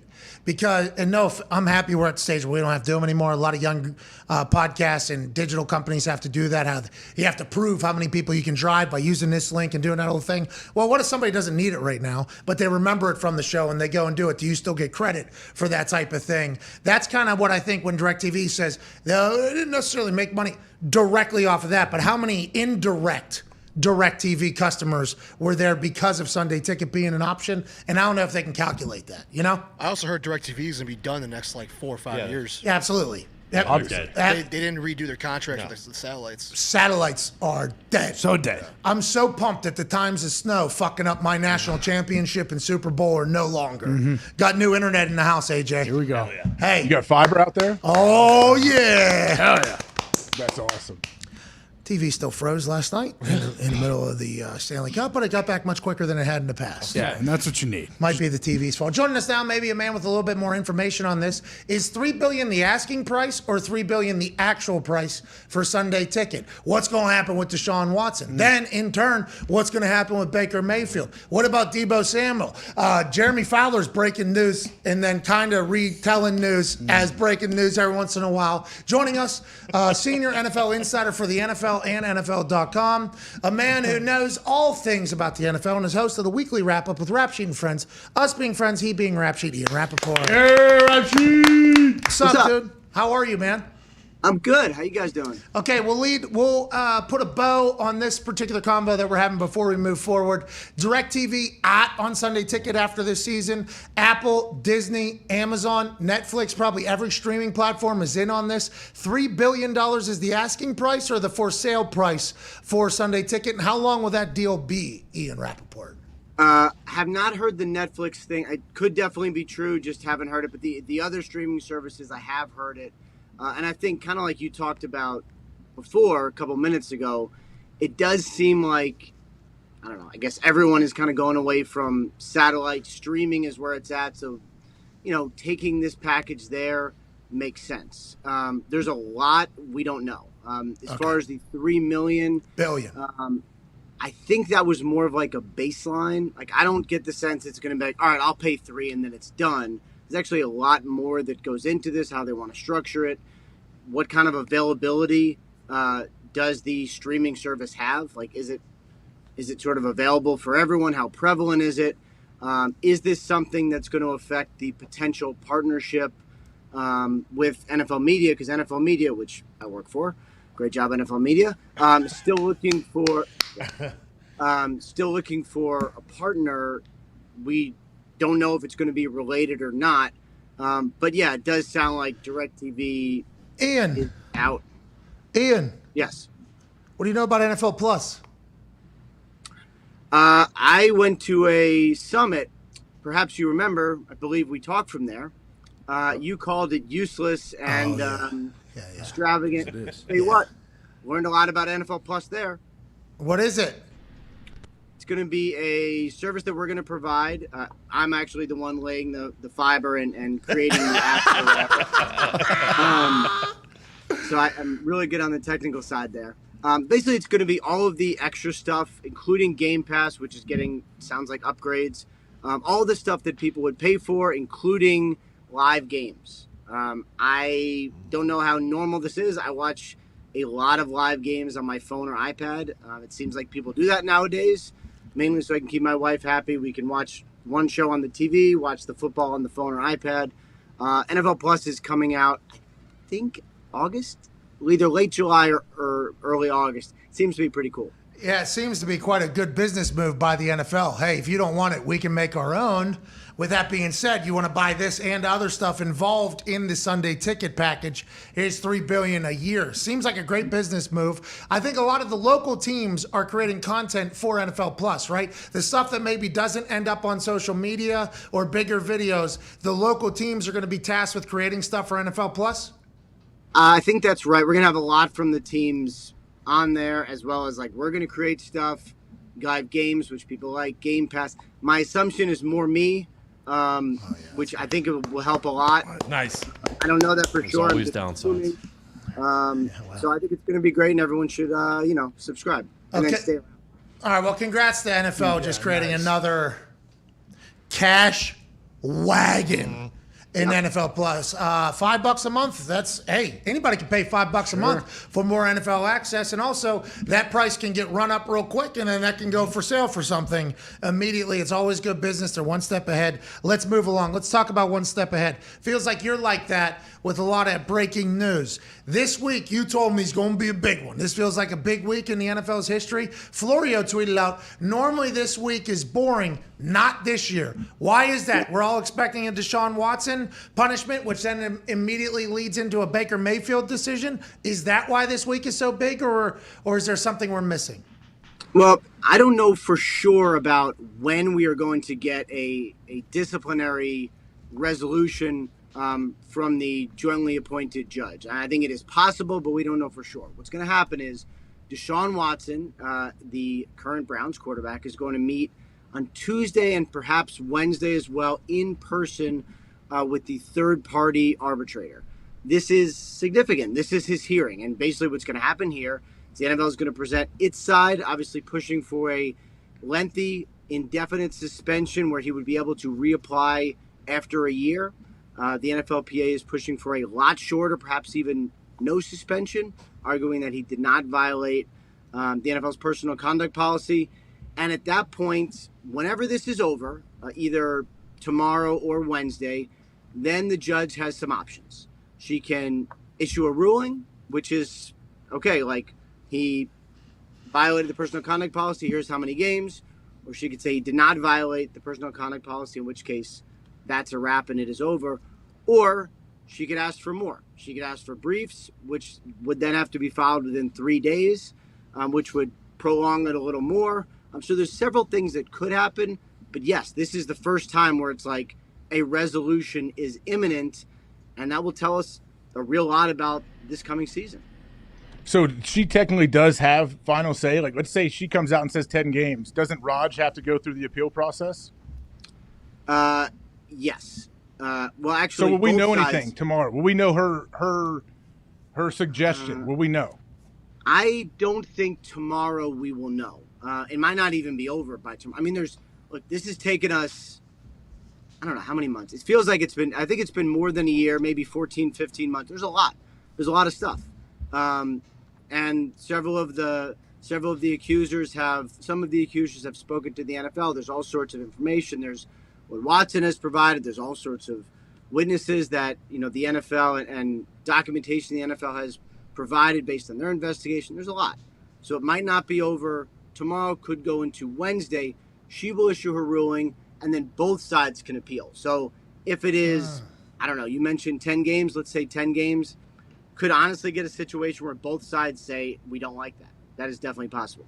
Okay, and then that goes back into Sue Robinson's court? I believe when Roger Goodell ultimately is the one that would decide this. It used to be he would decide, and then there would be an appeal, and he would decide that. Now it's this Now it's Sue Robinson who would then decide, and then Goodell ultimately has the final say here. But they're appealing Sue, not Goodell? They are appealing Sue, yes.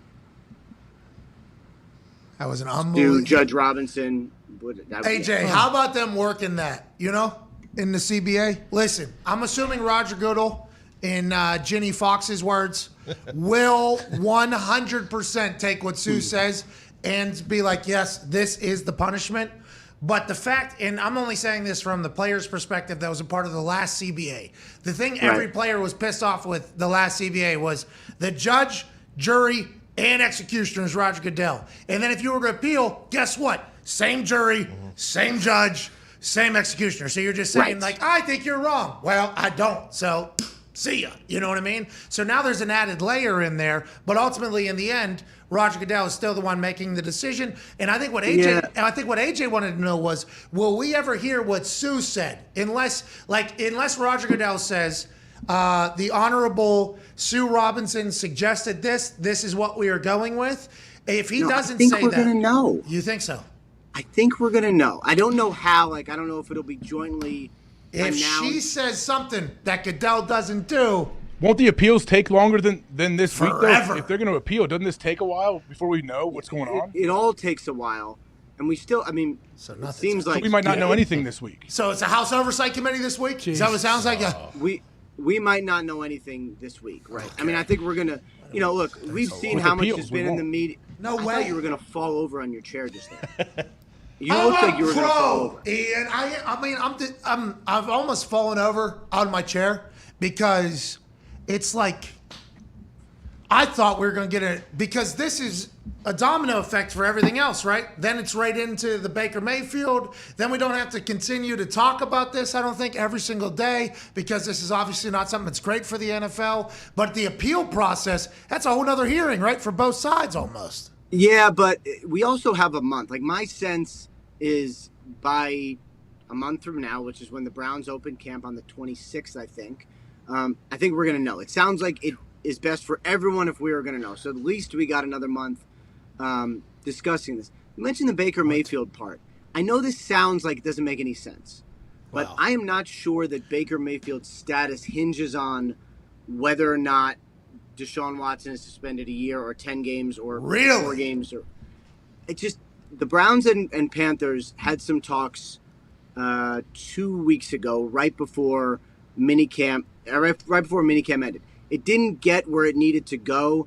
They didn't consummate a trade, but they did have some talks, which makes me think at least the Browns are willing to trade him, not knowing what's going to happen to Deshaun. So I don't think if the league gets what it seeks and gets a year, I don't think the Browns are then going to say, all right, we'll just keep Baker because there's still so much. It's possible, but there's still so much work to be done to get to the point where Baker would be the starting quarterback of the Browns. Albert Breer, I think, wrote this morning in the Monday Morning Quarterback about how he has heard that there's zero chance of fence mending with Baker Mayfield and the Browns. And then we had Schultze on. Money does that. Yeah, I understand. I'm on your side here. We had Schultze on last week, Jordan Schultz, dad who, slips in the liquid cane sugar in a couple of the drinks. Need not do that. All too often. Good mud. It is good. Love coffee. Huge Starbucks guy. You like the Bucks, huh? I'm a big coffee guy now too. All of a sudden, it helps me live forever. But anyways, he came on and he said that everything around the internet and around the NFL is that Baker's immature. What is it about Baker in Cleveland? Why is it unmendable? How did it get to this point? Is this just because you never know podcast with real Mike and Baker saying that it will never? Is it because him requesting a trade and them saying fuck off? Is it because they put him in a game where he couldn't throw the ball, had him throw 60 times? Is it because the Odell Beckham Sr. stuff and nobody really went to his bat? Is it because he walked down the sideline after a bad play and nobody said hello? How did we get here? How did this happen, Ian, that we got to this point with Baker and the Browns, you think? That is so many things. Think about all of the things you just mentioned. Yeah. And it's all, a lot of that is true. A lot of the incidents happen.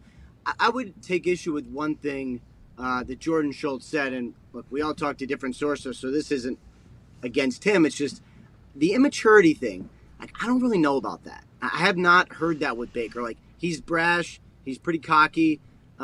He's very confident. But when he's winning, we all call it moxie, and we say, like, oh, he's got the right stuff to be a franchise guy. Then when he goes out and plays on a torn labrum, probably should not have been playing, obviously affected his accuracy, seemed to affect his decision-making, and then we all say he's immature. Well, like, he's the same dude. Yeah. So, like, I don't get all that. To me, like, if he's healthy, and I think the Browns as a roster are really good. Yeah. Regardless of who's quarterback, really good. AJ tried to put Schultz's feet to the fire. He said, "Can you give me an example of that?" And we were. Good job, AJ. He did. AJ did. I don't think he heard me. No, I think he did. He just kind of, you know what I mean? Told you to shut up. He did tell you to fuck off. Yeah. Without using the words. What are you, some Dunkin' bitch? That's what he was thinking, Dunkin' Donuts. Gas station coffee. Yeah, I'm not drinking. I'm not answering this gas station bum. It's piss mud. No, I like gas station coffee. Well, that's because it is that's weird. Double Filtered or whatever. triple filtered. Yeah. Oh, yeah. Get me jacked up. What was that? Speedway? Speedway. Speedway's gas. They had a big run on them being triple filtered or something like that. Doesn't make any sense. Them being the best coffee. I was on Bob and Tom the morning. They had the I'm jacked up guy in studio right next to me. Man, think about me with that guy. Yeah. I was so happy. I was asking him 1,000 questions. How did we get here? Like before coffee, were you just always the big energy guy? Hey, what was your audition like? Like you just got to be so good. And what's the coffee better? Well, it's triple filtered. To be clear, great guy, and he was jacked up. Juice. I'm not 100% sure if it was just the mud getting him going. You know what a lot of people accuse me of. Sure. I certainly was accusing him of in my. They accuse you of that? Cocaine? Oh, that. I thought you meant like juicing. I was like, I've never heard people accuse you of that. What the fuck? Kind of fuck off. No, Bill Burr. Yeah. Yeah, Bill. You ever heard of Bill Burr? I asked you if you're on a cycle. You ever heard of William Burr, pal? The White Tiger? Vaguely rings a bell. Oh, go He ahead. accused me and AJ both of taking all these That's roids. right. Well, AJ. He said, after you podcasters are done with the roids, they'll be able to make me live till I'm 90 or something like that. I was like, thank you, Bill. That was very nice of you. I think it is actually really nice. I think he was talking about that guy. But, yeah, all of it, I mean, none of it really makes sense to me because, like him and Stefanski, they don't get along at all, huh? When did it go bad, though? Was it ever good? I think it was good, but with Baker, it's always a little tense, which is really, again, fine. And, like, what does that mean? It means he asks a lot, he demands a lot. Sounds like he's immature. Can't have it. No, he's not. That's not immature. That's what you want a starting quarterback to be like, though, by the way, AJ. And, like, look, when it's got to be a psycho about details. Right. When I was coming up in this business, it was all about how Peyton Manning and Tom Brady were so demanding that they would make people uncomfortable. I mean, Manning would call people at 2 in the morning to talk about a play. Like, it's not normal behavior, but they're so good and so detail-oriented that we, like, champion that. And we should. So it doesn't have to be all, like, cookies and rainbows. Like, it is okay for a quarterback and a head coach to clash because they are both demanding and definitely both want to win. Right. So, like, I don't think the relationship between the Browns and Baker Mayfield is unmendable. It just needs to be mended because, and I've said this for forever, there are certain situations where it is best for Baker and best for the Browns that he's their starting quarterback, assuming he is their best option. We've seen him get to the playoffs with the Browns. We literally have seen it. So, like, there's nothing that makes me think it can happen again if that's what they need. So Stefanski having him throw the ball 60 times just days after saying that he knows Baker can't be as accurate because of the sling on his left shoulder, even though it's not his throwing shoulder. And then people, talking about that might have been Stefanski saying, good luck out there, bub. You don't get that sense at all from around there? No, because they want to win. I mean, to me, that's now. First of all, I don't know how many times Baker changed the play. So, like, I don't. When we look at run pass, there definitely are times where a quarterback will audible out of a run. So, like, it's Carson. Yeah, I know. We got Jonathan Taylor in the back. You're aware. Yeah. Yeah, I am aware. Yeah. I didn't get my stats up. We got a fucking horse back here. Mm-hmm. Yeah, I do. And that might have been Jim Irsay. Brother, we need to get a fucking new guy in here. Yeah. Who doesn't want to give the fucking ball to that guy behind us? I know Saquon's taking pictures without a shirt on. Yeah. That's what JT looks like with a shirt on. I couldn't even imagine what he looks like without one. Absolute stud. But go ahead. I'm sorry. You're thinking Baker might have checked those places, is what you're hearing. It is hard for me to imagine that a head coach, a respected one, who has been to the playoffs and who is an all-around pretty good guy like Kevin Stefanski, says, you know what? I am going to put aggression against Baker before the team winning. Like, this doesn't make any sense. He would do what he believes is necessary for the team to win. And if he wanted Baker to throw that much, it's not a personal slight against Mayfield. It's just that's what he thought the team needed to do to win. And I don't think he would put a personal grudge over that. It just seems weird. He is literally judged by wins and losses. Well, he wouldn't chip on T.J. Watt trying to chase a sack record. And I do believe that was referenced by the quarterback who ended up taking the record-breaking sack. Go ahead, Connor. Yeah, rap sheet. Is the Debo Samuel and 49ers, relationship unmendable? And then also, why is Jeremy Fowler telling me the sky's still blue every time he breaks news?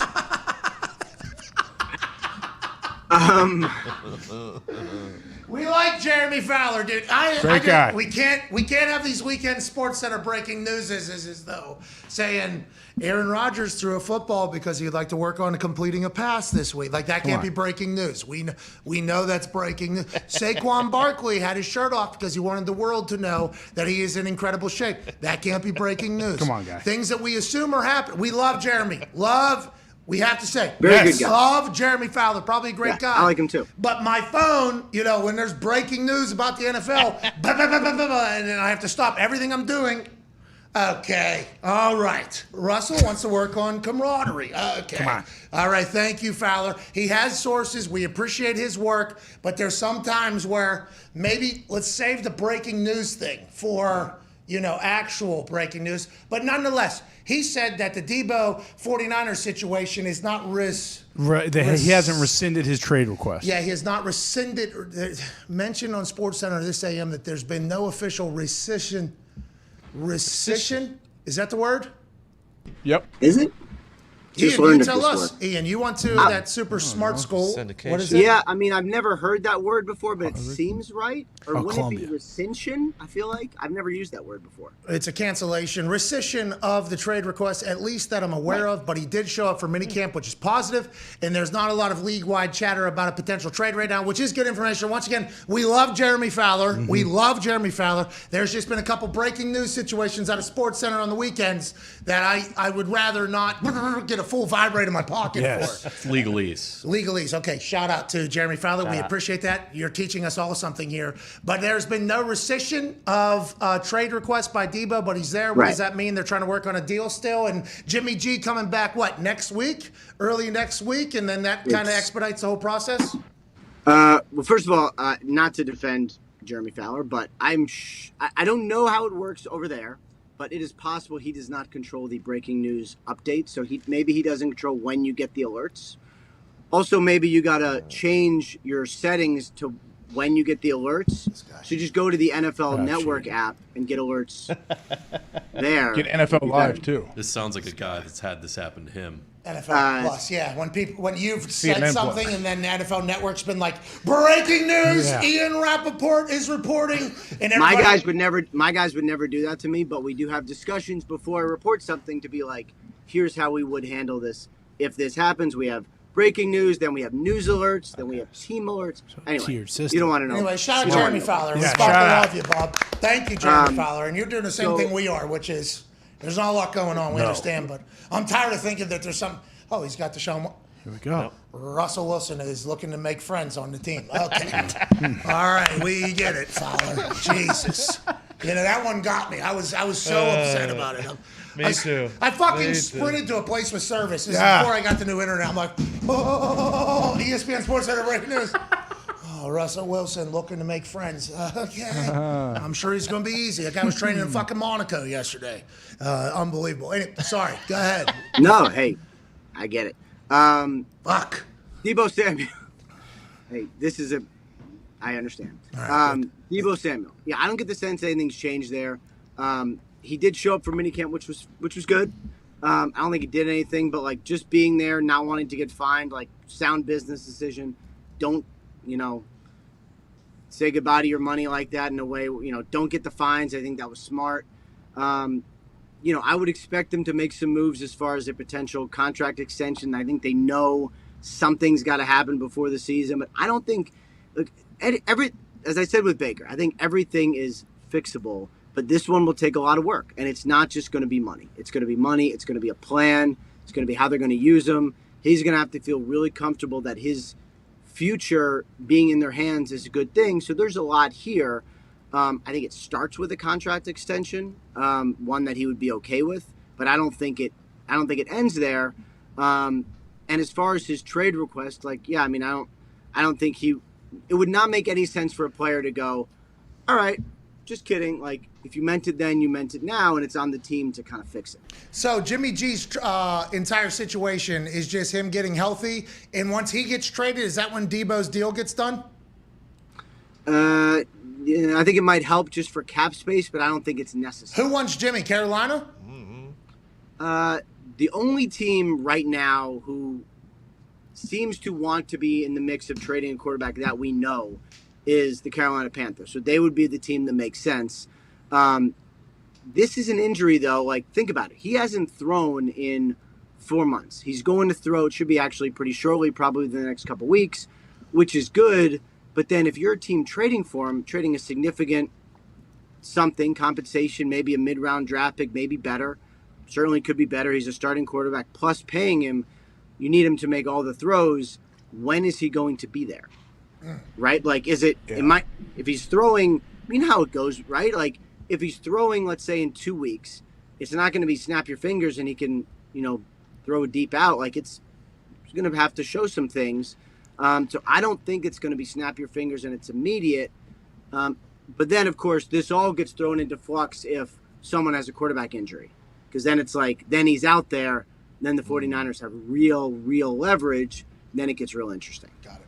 Ian, so do they have a plan for Jimmy G? Does he have to come in and prove to the Niners, hit the steps in the process and that he can start to make the throws? And then how do you prove to other teams? Is it a trade pending a physical and you got to come in and throw for him? And will they trade film with other teams that want to see him throw?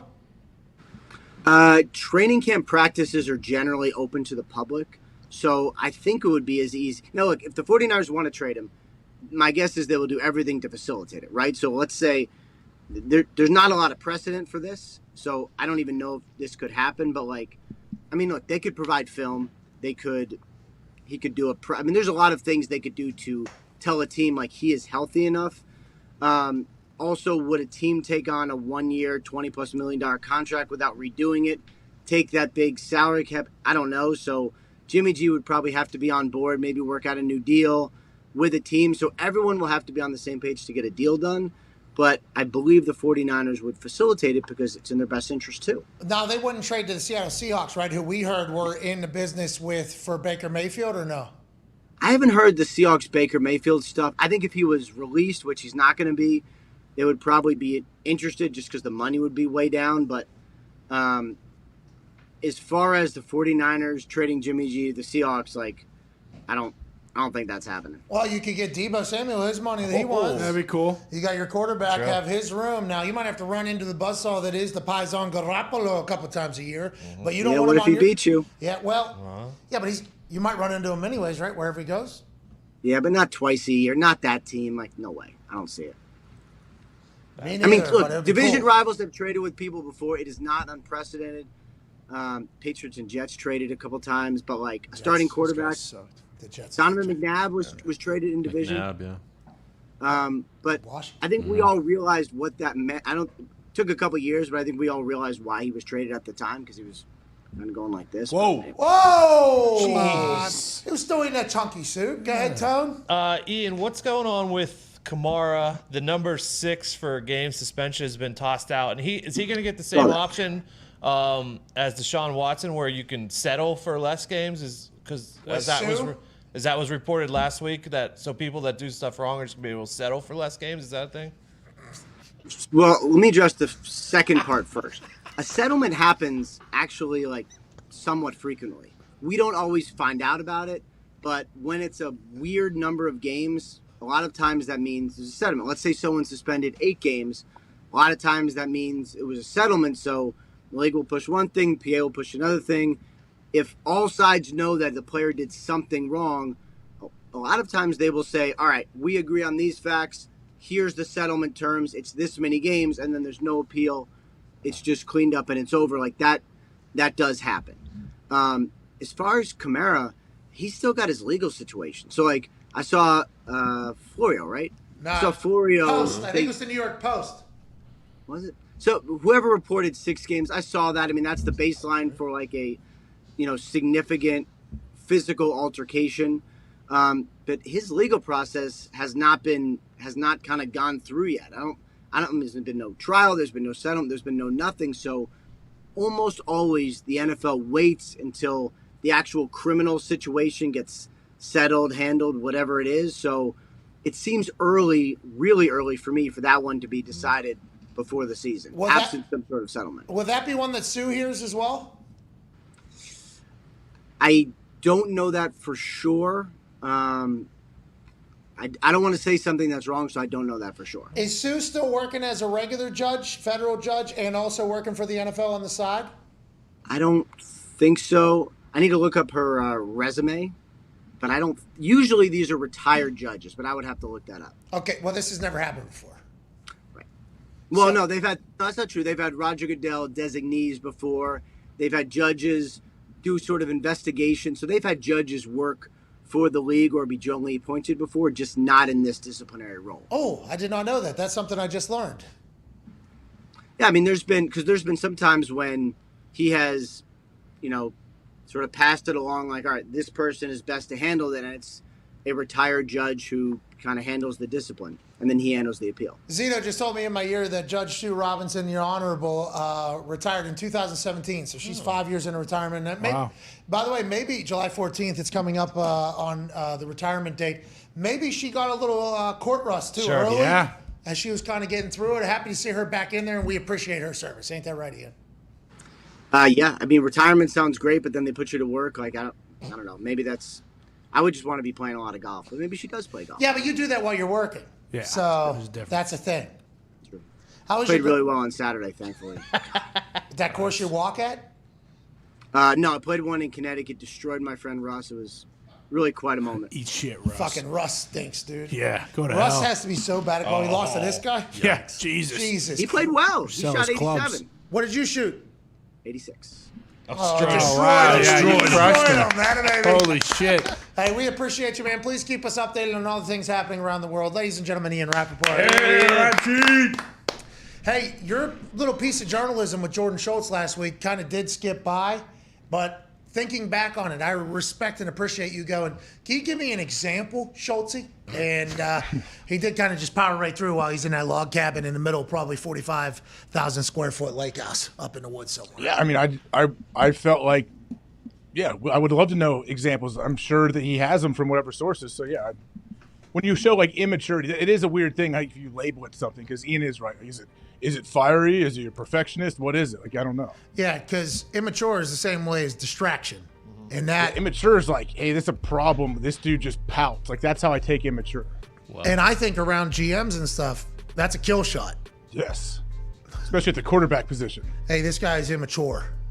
Well, I don't fucking want that guy. This guy's supposed to lead a locker room. He's a child. I don't want that. Like, that's a very serious accusation, but accusation, I mean. I mean, he's claiming that, but that's a tough thing to have said about you.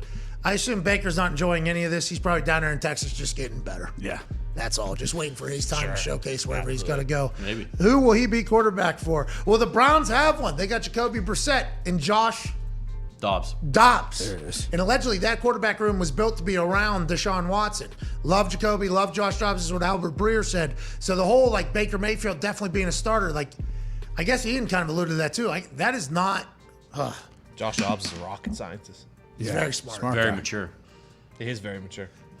Never been said anything different about him.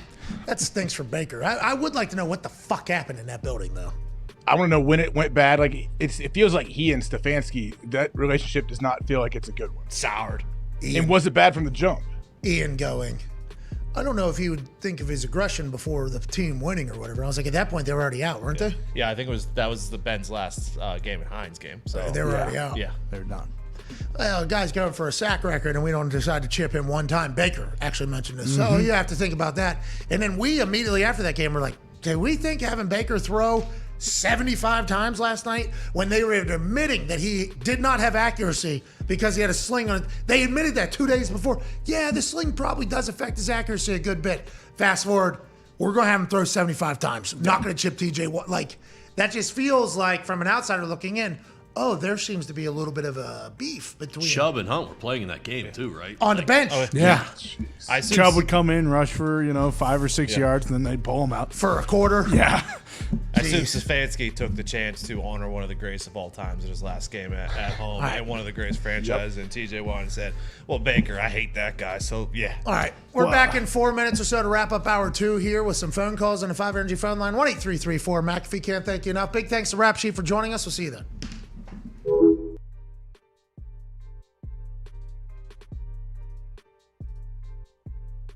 Why is football the greatest sport on earth? And do you think football is the greatest sport on earth? And why do you like football?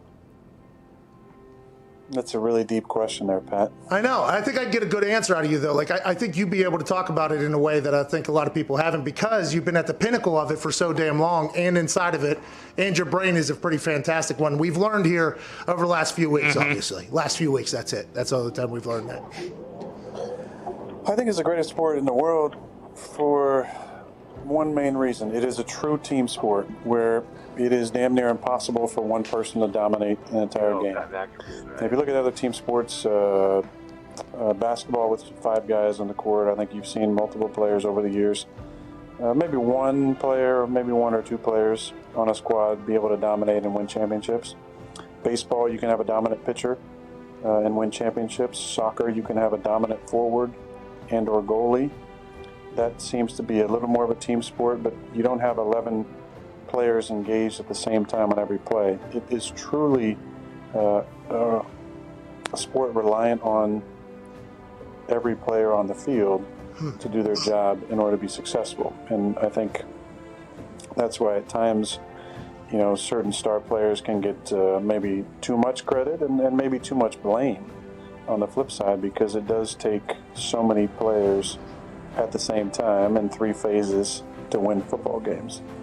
And I think that's the beauty and the draw of our sport, is that something new happens all the time, because you are literally dealing with 11 humans on the field at one time who all have lives outside of football, and there's distractions, there's a reliance on coaching, there's a reliance on preparation, there's a reliance on diet and performance.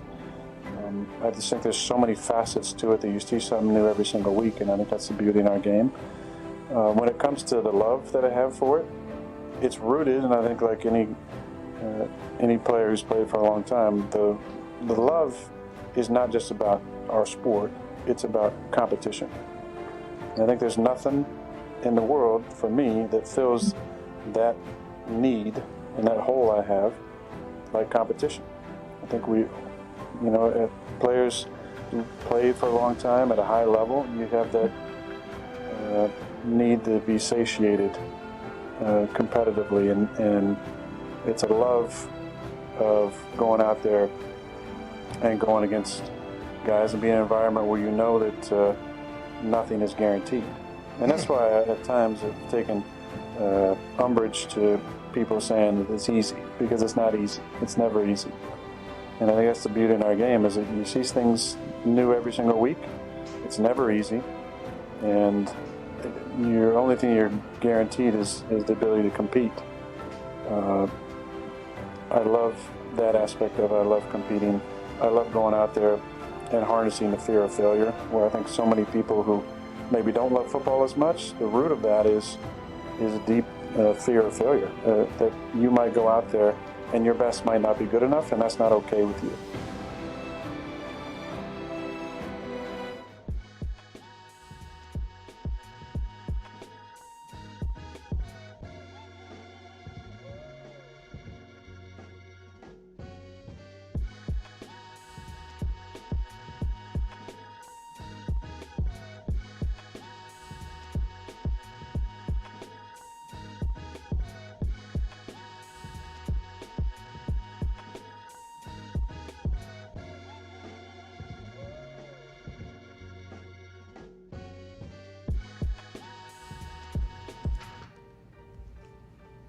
Per usual, today's show is brought to you by Cash App. Hell yeah.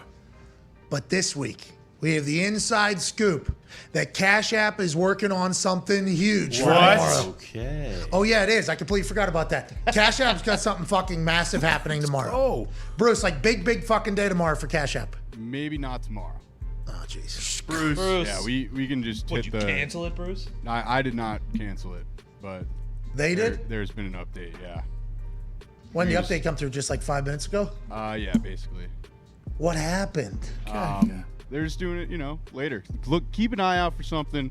An early. What are they doing? From Cash App. What the hell? It's fucking big. We're gonna be off. Oh, perfect. We won't even be on. Jesus. It is shitting me. Was very lucky to be a part Can't of it. wait to see. But we're not a part of it anymore. Fuck them. But anyways, No, go ahead. It's just not at all in general. It's not just. Oh, okay. Anyways, it's fucking huge. So they pulled it because it was so huge? Yeah, dude, it was supply chain issues or what? No. Cash App's very easy. Actually, money in, money out. It's no problem. You can buy stock and everything in there. I mean, it is fantastic. You have to have a cash tag to win any of our contests. Winning Wednesday happens. Cash App's made our life easy. When I heard about what they were doing, though, my initial thought was that's bad business. Yeah. Turns out they probably had some last second thoughts. Jesus. The giveaway was alarmingly large. Okay. I was like, oh shit, that's got to be. And it turns out it was. I also read an article this morning that FanDuel was set to lose $50 million if Joe Burrow rushed for three more yards. Good. God damn it. To Super Bowl because of our fucking parlay, AJ. How does that not happen? Honestly, watching that whole game on like an hour and a half of sleep, just assuming that was going to hit with 200-some thousand people riding alongside. And then when it didn't, it was, the fucking coin toss. Coin Yeah, toss. Can't get over that. And then the parlay was supposed to be the get back, and then 3 yards short on the Joe Burrow thing. I mean, Scotty it was. Miller a couple of weeks before that one. Oh, Bullshit. It's fun, though. it is a good time. It's fun, though. Hey, next year, though, we're going to be better gamblers. We're close. We're going to kick their fucking ass. Hell yeah. How many days till the NFL season? 73 days. Let's go. Not that many. Let's go. Did you get on the boost last night? Hour 3. We'll be on the other side of this break. Can't wait to talk then.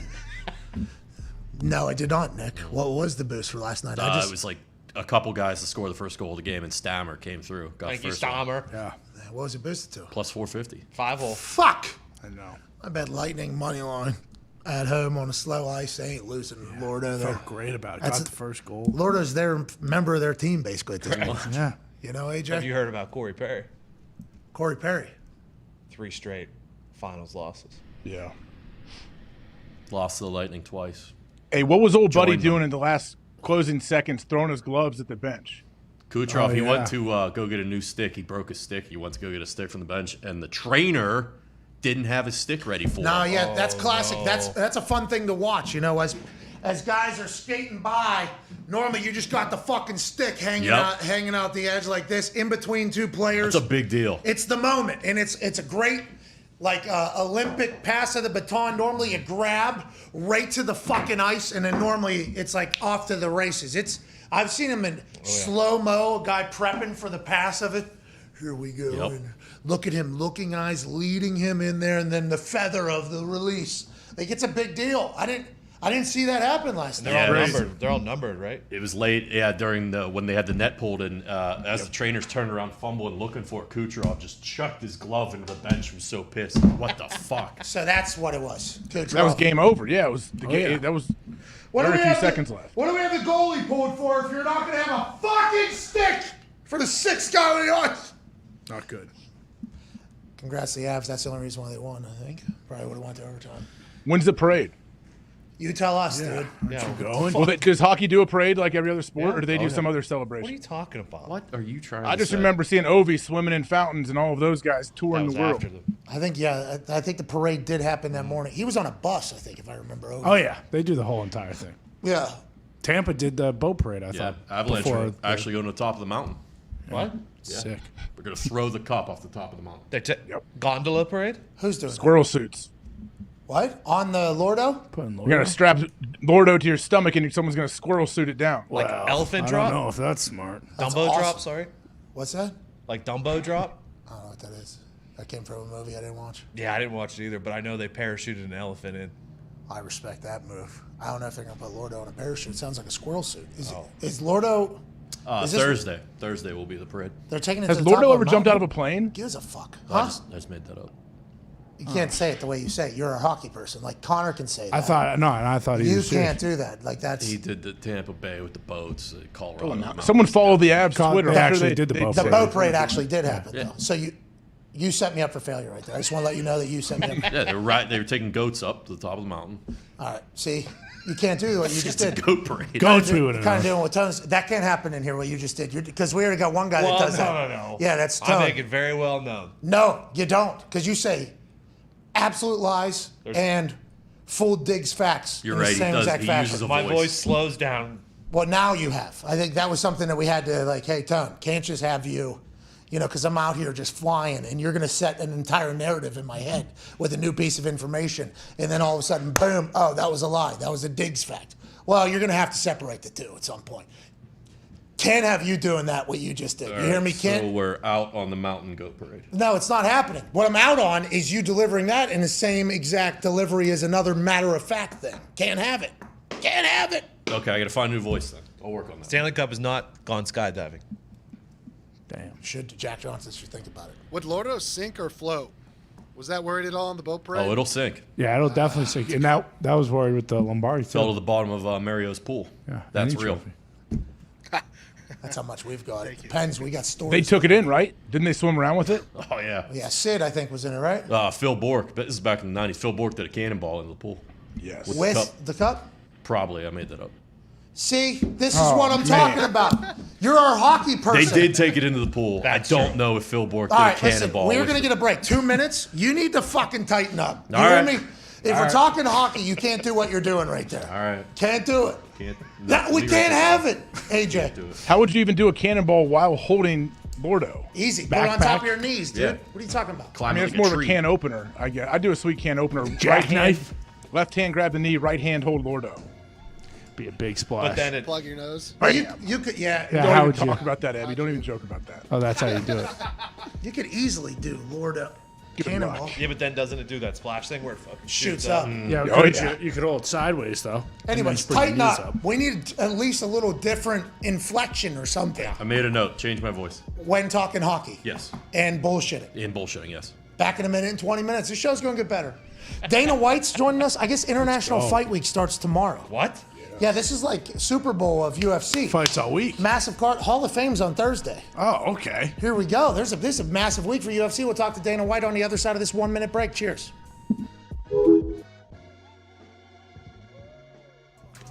At the top of the class on the road, and it's time to run it up, yeah, you know. Maxed out, put the pedal to the floor, ayy. On the ground, here we go. Yeah, we winning by a landslide.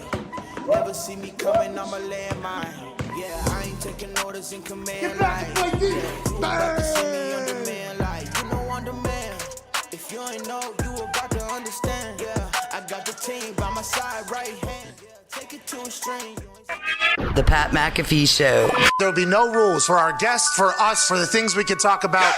Speaking his mind I've never had a problem expressing my opinions or my thoughts or anything like that. while being relatable. I haven't had that manufactured fake-ass celebrity that a lot of people have whenever they go on those big networks. I've had a chance to really build my crew, build my following, build my audience. And ridiculous. What am I supposed to do? So I'm supposed to look at something that I can definitely afford and say, nah. Is that what I'm supposed to do? The Pat What the fuck are McAfee you Show doing? starts in 3, 2, 1. Welcome back to that show. Monday, June 27th, 2022. Just moments away from Dana White. This sports show continues. Let's ride. This show It's hard with my mic. This show fucking stinks. It's why is it the mic's fault? I don't know if Why it's don't you join us? because I feel like it's if I was to do that, it'd be like the Crown Tire and the Message. You know, Yeah, but it's let's ride. It's I think it's like a bird call type situation. Hoodoo, and then on the way, you know what I mean? Yeah. But I'll get in there if you need me to, and wait till you hear my fucking emotional "let's ride" one Yeah, day. You let's know, go. because there's many different ways to say "let's ride." We've obviously seen Russell Wilson. Did you see him training in Monaco, AJ? I mean, first football ever thrown on that field. Yes, I did. Let's go. Making history. That soccer pitch was gorgeous. And I have gotten to play soccer in Europe a few different times, so I've gotten a chance to practice at some of the academies and fields. Some of those views, dude. What's those mountains? The Alps over there, right? They do have the Alps, yes. The Alps. I was on a field in Switzerland, I believe. Practice field that literally you miss the net and then miss the net behind it. You have to walk onto the Alps to get the fucking ball. And it was one of the coolest things I've ever seen. And that was just like practice. We were just like fucking around and doing that. You turn around, it's like, oh, this is the most beautiful thing of all time. So watching him at Monaco on like the edge of a cliff with the whole thing, that was beautiful. But Russ is always going to get that work in. Yeah. You know what I mean? And he's obviously pumped about the Avs being Stanley Cup champions because he's a Denver citizen, just like you, AJ. When are we getting Russ on this show? You think it's going to be a roundup around Let's Ride? We kind of get him on this show for a convo. And how tight are you with Russell, AJ? I don't know Russ personally, but I've just been a fan from afar for a long, long time. So I appreciate his support of the Avs. How about him bringing shoulder pads to fucking Monaco, dude? All time. That's how you win. Why not? He did a sit down over there, a Q&A, I believe, to help grow the game. There's been a few of those. I saw Cameron Jordan was there, and I forget. Was he there as like an NFL ambassador? It's been happening in a couple different countries, like a sit down, almost like South by Southwest type conference, sit down Q&A session with all the objectives of the Q&A listed behind, brand builder. Hell yeah. Motivate. Like that whole thing happening. It's been a big tour over there. But I do like seeing Russell Wilson have his pads and have a practice publicly over there because that will always make us think, oh, Russell Wilson is always working. Russell Wilson's never stopping. Russell Wilson's always getting better. He's always riding to success. Yeah, no matter what. I mean, now that he's done this, he's a lock for the MVP, right? But everybody on Earth, yes. He's never won it. Everybody on Earth mocks, like, well, if you didn't put it on the internet, did you do a workout? It's getting to the point now where if you don't put your workouts on the internet, a large portion of society thinks you have a worse work ethic than the people that put everything on the internet, AJ. Yeah, I mean, if that's the case, that's stupid. That's dumb, and I hate it. But yeah, cool. I mean, Bob Carpenter every morning. Maybe I'm sure definitely it's generational. It's like different age groups definitely. Some of them probably do. Like I haven't seen this guy post one of his highly manicured and highly produced workout videos in like 3 days. He must be taking some time off. So I don't think that's necessarily the case. I think once you start posting workout videos, you're automatically high work ethic. But some people who don't have that person as their quarterback go, I wish my quarterback would be fucking doing that, And that's true. That naturally happens, I think, in the era of social media. So what I'm promoting is, hey, Matt Ryan, need you fucking need you throwing the ball. All right, we'll send you Foxy. We'll get a good promo, a nice highlight reel of your workout. I want everybody on Earth to know this guy's an astronaut. This guy's a Navy SEAL. What? This guy's working harder than the guy that took his shoulder pads to fucking Monaco, because that's what we have right here in Indianapolis. And I feel bad that I feel that way, but honestly, I think that's how all NFL fans are starting to feel about this type of stuff. Yeah, it feels like the game will really change when like an offensive lineman comes out and they're like, all right, you know what, I'm going to put together my highlight reel. Because they're the only position group probably, and even D linemen that don't put them out. Did you see that offensive lineman that just got signed somewhere who's the most flexible offensive lineman? He was doing splits and rolling around and everything. And all I thought about was all the other offensive linemen that guy's going to the team too. Bama, I think. Yeah, I think it's Bama. Going to Bama. I'm just thinking about when he gets to the NFL. I don't know. Oh yeah, I've seen him. Yeah. When he gets to the NFL though, this is you're the super flexible guy. Remember you? Yeah. It's USC, not Bama. Still a lot of spotlight on it, but is that what'd you say? Like, hey, I'm a stretch, put this on the internet? Like, offensive linemen get so mad about that type of stuff. And now, though, I think it's going to change. Eventually, I think it's all going to change, and we're going to see everybody out there. I hope so, at least. Makes me better. I get it. I understand that. I see what you're saying. Like, if the fans see someone continue, Russ is doing all this, there's throwing, doing that, and you don't see anything from your guy, then you're thinking, all right, well, and then your guy posts a video in Monaco or some other place on vacation, you probably get pissed. What is this? So this is, I just want to see, Quentin Nelson, need this video tomorrow. Quentin. Need this video tomorrow. This is Cooper Lovelace. He is offensive lineman who has he's signed to USC. Most flexible big man of all time. 6'5", 320. Former another position, then he hit a growth spurt, became an offensive lineman. I love how flexible that big son of a bitch is. I don't think there's a lot of humans that are like that. And when that went viral, I was incredibly impressed because I can't touch my toes. Was a former punter in the NFL. Can't touch my toes. Have no idea how to do it. And then my immediate thought was, all the other offensive linemen watching that going, I fucking hate this guy. Yeah. And he doesn't deserve it, AJ. I don't think he deserves it. He was just trying to get a little recruiting bump. You know what I mean? Yeah, that's why. Of course, everyone watched it go, who is this guy? This is my new teammate. And then you get to the first practice, and the dude is rolling everybody up, smashing heads. Like, okay, cool. Maybe I'll start stretching a little bit. Hey, flexible guy, also a little bit of a stallion, that whole thing. But I think that helped his recruiting. You know, I think that helped him, so I don't think anybody will knock him for that. But I do believe in the positions of superstardom, the more and more social media content is just going to grow. And I think people will be judged off their social media content and what they're showing and what they're not showing. Honestly, I do believe that. Well, and like it is generational, but Brady, I feel like in the past 3 years has kind of transitioned to showing, you know, some of the stuff that he actually works on social media. Oh, yeah, he hit the fucking moon. Yeah, hit the moon. I mean, he throw the into ball, that jugs machine? throw into the jugs machine. Yep. That was sick. All in one. I don't want to be an absolute selfish prick here, but I was big on social, obviously, while I was in the league. Hated showing anything I was doing. But then if I didn't show it and I'm doing social, everybody's like, does this guy even care? And then I have to answer questions about shit. So I'd always put some stuff up like, hey, I'm doing something. I think a lot of guys in the social world are just doing that same exact thing. Joining us now, one day before International Fight Week, 10th annual celebration begins. Let's go.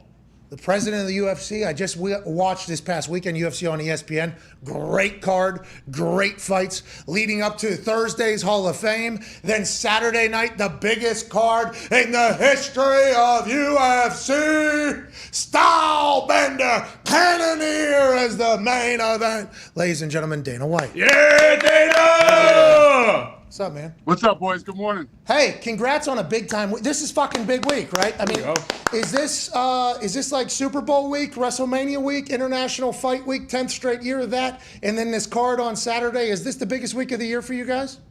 Yeah, International Fight Week's a week where people come in from all over the world, and everything fighting is going on in Vegas. We got, all the legends in town, all the big superstars signing autographs. Pool parties, you name it. It's all going on here this week. When did you decide to make this happen? 10 years ago, obviously, but how did you get to the point to have International Fight Week? Like, what was the thought process? Like, hey, let's have a celebration where people can feel comfortable coming back and everything. Is that kind of the thought process? And then now, obviously, the business behind it has to be spectacular. Yeah, we wanted to sort of have our week where we celebrate everything fighting and, celebrate the past, the present, and, so we came up with International Fight Week, and we've been growing it over the last 10 years, and it's a fun week. If you're a fight fan, it's definitely a bucket list. You got to get here for one of them. What's it like having all of those legends and all these savages back at the same time? I would imagine it's the only situation where you get all of them in the same place. Any fun stories or any issues over the 10 years? No, it's a fun time, obviously, for them, for us, and for the fans to have all these guys here that week, signing autographs, taking pictures, and being a part of all the things that go on here in Vegas that week. So it's a really cool thing for everybody who fought, is involved in fighting, or loves fighting. So at WrestleMania, WWE has had this obviously for years and years.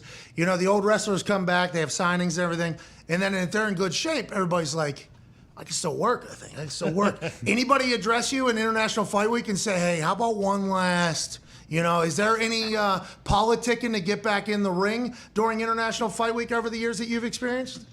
Not in this sport, man. This is a young man's game. So, there's still some guys that are here that fight that are, legends already, like Shogun Hua is one of those guys off the top of my head. But now once you get to a certain age in this sport, it's a wrap. You got to be pumped for how this card's coming together on the weekend. Obviously, the internet and a lot of people our age pumped for Sugar Sean's return into the octagon. Then, obviously, Stylebender in the main event. You got to be incredibly thrilled. And I watched UFC on ESPN. I think that was on Saturday. Is that the title? I don't know if it's a fight night or UFC. Those are fucking great fights, too. It feels like your sport is just one-upping itself every single weekend. And this card this weekend is supposed to be, the fucking best of them all. You got to be pumped about the sport right now, Dana. Yeah, I agree with you 100%. It's like we'll have a fight on Saturday and you're like, damn, how do you beat that event? And then the next weekend is insane. So, yeah, it's been good. I mean, it's a testament to the level of talent that is involved in the sport now. And as the sport continues to grow around the world, kids that would have played soccer or football or rugby or whatever it might be are training in mixed martial arts, and these great athletes are becoming fighters. How do you feel about after every fight? You guys give the opportunity for the winner to speak. This past weekend, I think two guys were like, yeah, I'm going to be the champ. I don't know if UFC likes it or not. I'm going to be the champ, whether that's tomorrow, next year, 2 years. And it feels like, especially on Saturday with how many eyes are going to be on this, I assume after every fight, somebody's going to be calling out somebody. Do you love that or hate that? Enjoy the whole, what it has become? Or is that something that kind of makes your life a little bit more confusing and the decisions you have to make maybe publicly? I like people to be whoever they are and say whatever it is they want to say. We don't muzzle anybody here for any reason whatsoever. So if there's somebody you want to call out, there's somebody you don't like, even if it's me, who gives a shit? I don't care. Do you like the drama, Dana? Dana, it seems like you thrive off of any kind of drama surrounding, especially when you are involved. It's part of the sport. It's like it's like this huge soap opera that's real. Every day there's something going on here. There's somebody saying something, or somebody's not happy, or somebody's thrilled, or whatever the deal is. It is what it is. And the beautiful thing about it is every ounce of drama that happens here ends in a fight. So you couldn't have a better outcome. Do you have somebody on your staff that is just like, good morning, Mr. White? Here is the shit that started overnight while you were sleeping. This tweet. Do you have that in your life? Or do you try to keep... Lene, our head of PR Shout out. Is that person for me. Is she... She's like, okay, here's what's going on today. Do you have Here's who's upset and pissed off today. Here's what was said today. Uh-oh, this guy just did this. Do you have to scale it on importance? And how do you take that in whenever you're trying to create these fight cards in that room that you're sitting in with the fight makers and matchmakers? Not really. It doesn't matter what is said or what happens. It's always about who's next and who's the best, and who there's rankings and this guy should fight that guy. But when you do have a really good grudge match, you try to make it. Okay, this weekend you're expecting a lot of buzz. It's International Fight Week. The card's stacked. Is there a country that has gone into that octagon into Vegas and really been awesome? I was there. I think 2 Brazilians were fighting in the main event. It ended up with a punt to the face. I forget who it was, but it was a mostly Brazil audience, and they were like a soccer audience almost, like humming through most of it, and then explosion. Then obviously the Irish, we've seen what they've done with Conor McGregor. Is there a certain, a fighter that's on the card that is going to bring an insane amount of fans, and the type of fans you're probably looking for in the arena in Vegas? Well, yeah. I mean, obviously, Sugar Sean O'Malley is a huge fan favorite. He's one of the most popular fighters in the sport today. But, I mean, you got Australia and New Zealand represented big time on this card, with Israel Adesanya and Volkanovski. So they're wild, those motherfuckers, huh? The Australians, those sons of bitches are insane. And in our sport, they're the punters. They're all 6'5", and they just drink all of the beer and they bomb balls, and they don't give a shit about anything. The Australians are a great time. Never been to New Zealand. Obviously, watch Flight of the Conchords, so I feel like I know them. Sure. But the Australians go bananas in the arena, yeah?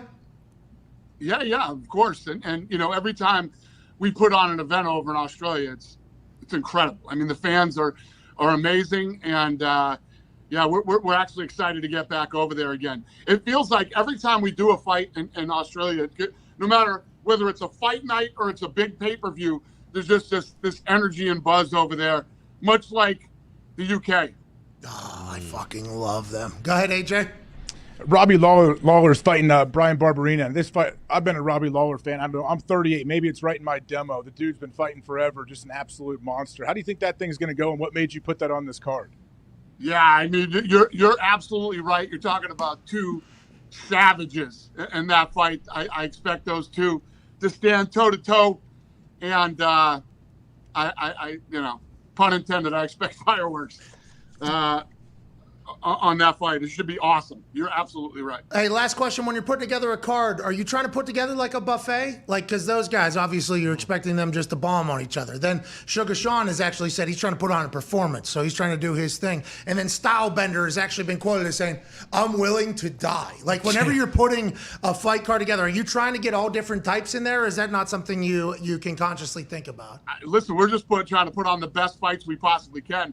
All these guys are acting like maniacs right now. So it's, Stylebender says, yeah, the belt's great. I love what it's done for me in my life, but I want to pull off, he wants to pull off moves. He wants to pull off spectacular, what's the word I'm looking for? Like finishes and highlights. Yeah, like highlights. Nailed it. He wants highlights. That's what he's looking for. So, I mean, when a guy who's the world champion, he's the number 3 pound-for-pound guy in the world. He's got 15 wins by knockout, and he's one of the biggest stars in the sport. He's the main event, starts talking like that. Yeah, that should be fun. It's a good day to be Dana White, and we appreciate you stopping by. Have a great International Fight Week. Have a great weekend. And thank you for the time, boss. Happy 4th, boys. Thanks for having me. Hey, happy 4th, ladies and gentlemen. Dana White. Yeah, Dana! Hey, that Robbie Lawler thing, obviously I knew it was happening this weekend. Of course. I've looked into that. He is a guy that's just going to go in there and brawl, right? You seen Robbie's head? Yeah. Robbie is not messing around. Hey, this last weekend I was watching him because there's really nothing else on, and I was just flipping through. It feels like every fight almost. Now, there was somebody took somebody to the ground for like 9 of the 15 minutes or like 8 of the 10 minutes of it, whatever. I forget what it was. And that was kind of boring. But after like 4 or 5 minutes with a round stopping and then going in and the same thing happening, you can't help but just be like, oh, pretty fucking impressive. I guess this dude is just wild, bodying this fucking guy. And I know nothing about the person. I have no idea what their background is. I see cauliflower here. I assume they're a fucking badass. If they were outside of that cage, they're stepping into the cage. So I got nothing but respect. And like, oh, this ain't fun. Like, fucking throw the deep ball every once in a while. Like, let's do it. And then it's like, it's an actual ground and pound, though, which is what you call an NFL offense that's boring. In the cage, ground and pound happens. And you, at some point, I think all of us are just like, pretty good what the fuck that person's able to accomplish right there. That person would kill me. I can't, it's tough for me. I'm not saying it. Well, I mean, come on. You got it. might You as will. well. 125 pounds was 4th grade for me, I think. Yeah, 5th grade for me. Exactly, yeah. Foxy. That's wild. What's that? Oh, Foxy. Well, Foxy, what are you, 170? Yeah, 175. Foxy would fight at 125 probably. Yeah. Usman is like 170. That's what. And Usman walks around at 210, I think. Yeah. It's insane. 120, 135, some of that. I'm like, God damn. What's Sugar Sean? He's 145? Yeah. Feather? He's the tallest by far, though, right? Yeah, he's got the most length. He looks like he's all the way in right now. Oh yeah, He looks very. Awesome. He hasn't fought since Moutinho, I think, when he was playing bongos and broke his hands because he threw too many punches. Hit the guy with over 100 punches. Internet's telling me 135 for him. There it is. Walks around at what, 170, 160 probably? And he's 5'11". And as you get older too, doesn't get easier to get down to 135 the older you get. And what Michael Chandler told us, like, that's part of it, though. Like, and we all know that's the first part of the whole battle is making your way. Because who didn't? Oliveira. And it was his championship. He was the main event on the championship. And he didn't make the weight. And everybody else on the card's like, what the fuck? He kind of fucked all of us because we probably all have a little bit of points. That's how they view it. Doesn't mean it's not absolutely miserable, though. I don't have enough discipline to do that, AJ. I did no way. I think a lot of them, like, going into every weight cut they have, they're like, I don't know if I'm going to make this one. And they've been doing that for 25 years. So wrestling. If they're wrestlers. Yeah. Yeah. Chandler said over hundreds of weigh-ins. Man.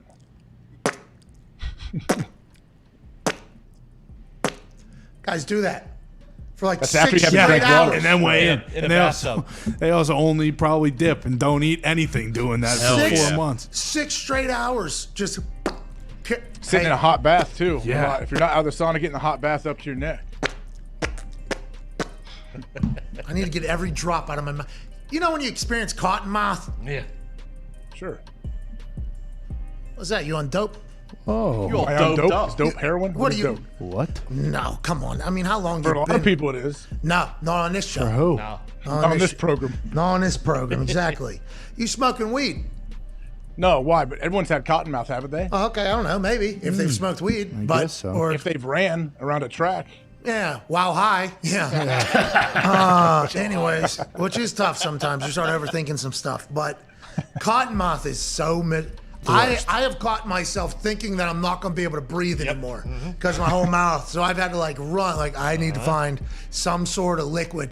They're trying to get to that point for numerous days, trying to do that. Oh yeah. Ugh. After they water load though, they drink like gallons of water and then it helps them flush everything out. Yeah, because it's like a plunger. Yes. The water's going in, grabbing its friends because it's malleable, and the H2O things can grab the things that regular spit can't grab. Oh, like an enema. See, I don't know. That's the problem with you being in here. I don't know if that was a shooter or joke. I think enemas do, because I saw Steve-O get one and it did pull a bunch of stuff out and he lost weight. Yeah, that's for shoot water up your butt. For shoot. I don't think people lose as much as they wish they would. Yeah, why don't they drink that stuff that just makes you shit? They do. A clear liquid. Yeah, it's like 8 pounds or something. Then they're just trying to get water out. Where's the next 20 pounds coming from? Wow. That's when the real game starts to begin. And then shave your body. As soon as the fight's over, too. Also, shave your body if you're going into a place that's going to drug test you for correct for interview. Really? Yeah, just shave your whole You body. gotta shave your eyebrows too, right? Yeah. Whole body, yeah. And then the thing about it though is, when it grows back, it'll still be in there. Because your hair's growing from your body.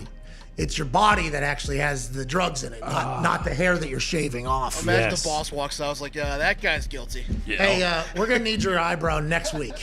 Actually, You also run the risk of them saying, "Yeah, we're not going to hire you. You're a hairless freak. You can't work here." Yeah. Whoa. All right. Jeez. After Chris for Rock, shoot? After Chris Rock, you're gonna do that? Someone right. got smacked over this. Exactly. You're right. I got alopecia too. Okay, it's a problem. We got to live with it. We got to move on. Do you? Yeah, everybody does a little bit. Oh, so now you're saying something. What's this guy's problem? I don't know. What, a hair Nick's Jordan? been really on fire, feeling like in a good mood lately. It's been fun. Well, Shut up, AJ. Yeah, there you go. Now I know Nick is happy. All right. Well, I'm happy we can figure this out live on air. I do have it on top of my head, so I think he's right. Alopecia? Yeah, this office is a walking alopecia. Yeah. A lot of bald. We all suffer the same affliction, yeah. How about Hair Jordan though, saying, "Hey, you boys want a whole new helmet up there?" Hooking it up. My hero. Thank you, Hair Jordan. Yeah. What if Zeke just comes back? I am gonna have the most ridiculous flow. I'm gonna have the AJ Hawk.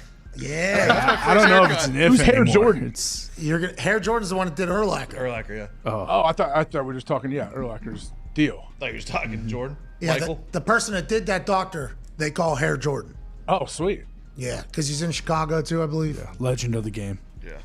Created something that isn't just absolutely terrible to deal with for hair replacement. Back in the day, they used to like drill out other hair follicles and then go right into your. All right, we need to do that 2,000 more times because hair is this thin. So if you want to quit and only do about 100 of these, it's going to look like the flying V on the top of your head. Exactly. Looks like a NASCAR pit stop. Yeah, Now it's a whole new You game. just told me the barbaric times, legit skin, Yes. and put it on. Oh God. Yeah, What? Yeah, it They is. would cut out the skin where their hair was and then put it where it wasn't and Joe Buck talks about that. sew it back together.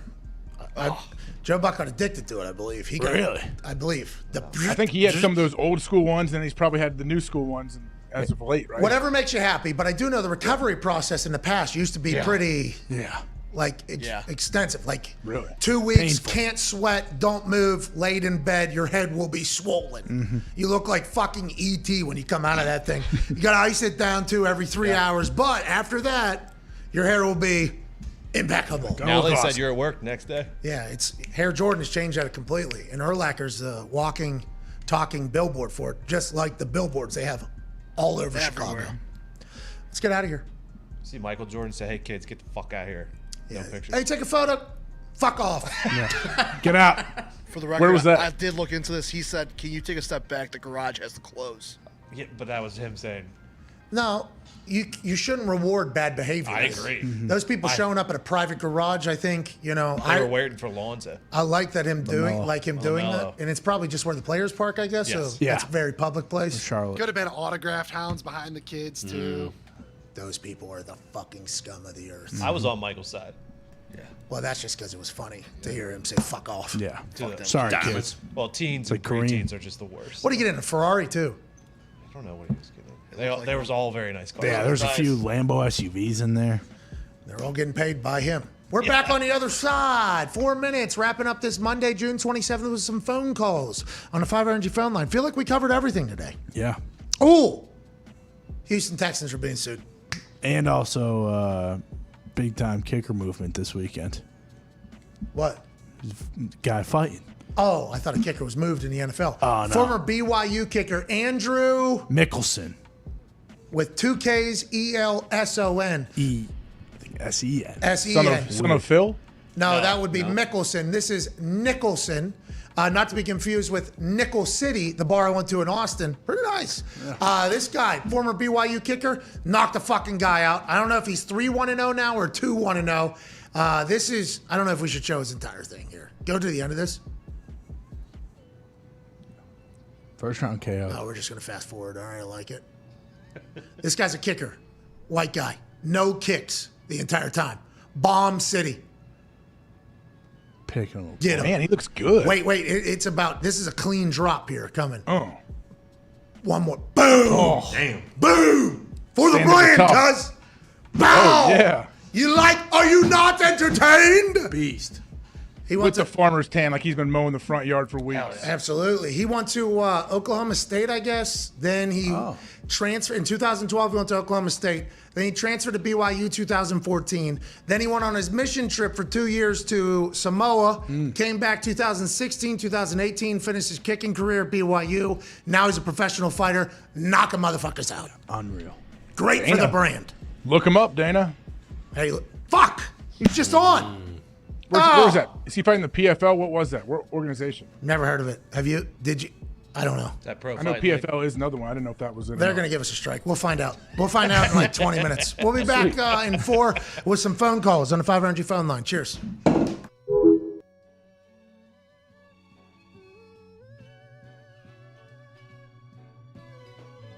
like Trey Lance, huh? You love the way he plays, you love the way he operates. How about how he handled the whole situation last year? I mean, this is an awkward, isn't it kind of awkward situation going on over there, or not at all? I mean, some would say it's definitely awkward. I mean, you trade 3 first-round picks for a quarterback. Like, there's writing on the wall. Like, it is what it is. It's the NFL. It's a profession. Everyone's trying to bring in younger, better, cheaper players. And then that's just the way the league is. And so there is an awkwardness to it, I guess. But at the end of the day, we're all here on the same team, and we're trying to win Super Bowl. So it's the lucky thing that we have here at the Niners is I feel like we have a fantastic culture of guys that just want to get better every day, and we love everybody in our locker room. So, Jimmy G could have, he could have been a dick and said, it's not my job, not my responsibility to take care of this guy and put him under my wing. But instead what he did is he was professional every single day. He didn't complain one time. He showed up, he worked, he started, he got us to an NFC Championship game and helped Trey along the way. And so I thought Trey took a bunch of steps forward. And for Trey to become a really good quarterback in the NFL, he needs reps. And so once this kid gets a lot of reps, just watch out, because some of the things I've seen him do in practice kind of mind-boggling me, so I'm waiting for it. Yeah, he's considered what? Great athlete, right? Because obviously Aaron waited behind Brett Favre for 3 years, right? And I wish, and I've said this publicly a lot, and I'm sure the Luck family doesn't like this, I wish Andrew Luck would have sat behind Peyton for 1 year. Like, I wish Andrew Luck would have sat behind Peyton for 1 year to see how he operates in the building, how you operate with equipment managers, training, like everything like that. Trey getting an opportunity to watch Jimmy G do this, who's from the Tom Brady mentor camp or whatever. Did he make leaps? Like, did you see leaps and bounds as him as a player, as a football, as an NFL guy? Or is it just like a consistent growth with him and he's kind of just chill? Both. I think it's consistently gotten better, but like you could see, like Jimmy G is a professional through and through. Like Jimmy G takes notes every single meeting. He asks questions every meeting. Like he's in his books. And I think once Trey saw that, he was like, oh, I need to do all that and more. And it's also, too, we have a great quarterback room. We got Nate Sudfeld in there, who's also he's got a nice little silly release. I like him a lot, too. He's great for Trey, too, because he's a people person. He helps Trey with the offense, and he did a great job helping him all year, too. So Trey has taken, in my opinion, big steps forward. Like, if you compare him to last year's OTAs, I think he's 2 different players. And that's just exciting to see. Now, if Trey Lance was the starting quarterback, and if I say if, because I have no idea what's going to happen. Yeah, not your decision. Not your decision. Yeah, thank God it's not my decision. It's all you, Kyle. You got this. I believe in you. But all reps. And, if there's growing pains, there's growing pains. I think we have a good enough team around him, from Trent Williams to Nick Bosa to Fred Warner to George Ayuk to Brent to Debo Samuel. We have enough guys around him to help him out through those growing pains. And so if it happens, it is what it is. And hey, you know what? If at the end of the day we have to run the ball 35 times, count me in, baby. Yeah, you love that, huh? Just fucking mauling people. Oh, hell yeah. Was that last season where you threw a guy and then continued to run, or was that 2 seasons ago? I don't remember. It's kind of all getting tracked. You're an absolute savage, though. Huh? It happens every season. All right, so we're going to go top chat on the hockey net, okay? Upper 90 in soccer, top chat in hockey. That seat is in the way, so if I get it past it should be pretty good. This is a great way to kick off a weekend, huh? This is for the soccer, all right? Because we're winning the soccer Lombardi and get through. That's effective, too.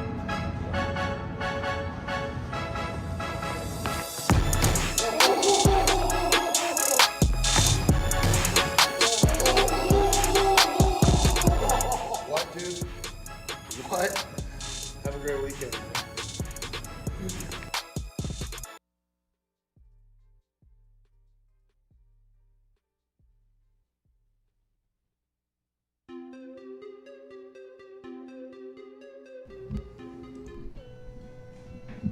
Hey, welcome back to the Pat McAfee Show.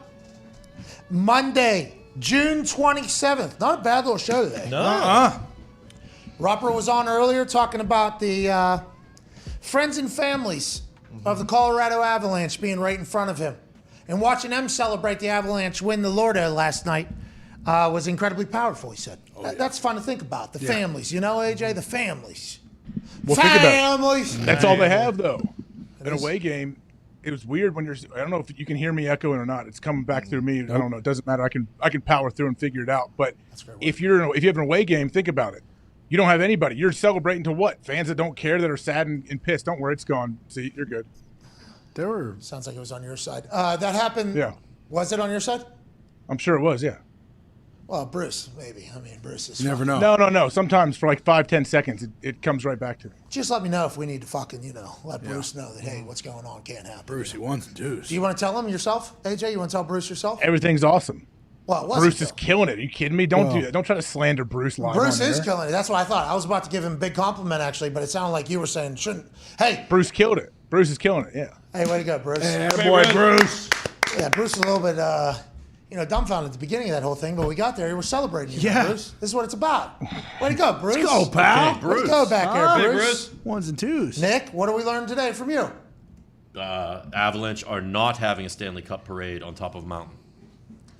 We learned that you need to change your voice whenever you're blatantly bullshitting. Okay. Still working on finding that voice, though. I got to figure out what that is. Yeah, because remember he lied up immediately about Bork jumping in a pool cannonball and with that was a half a second afterwards. Yeah.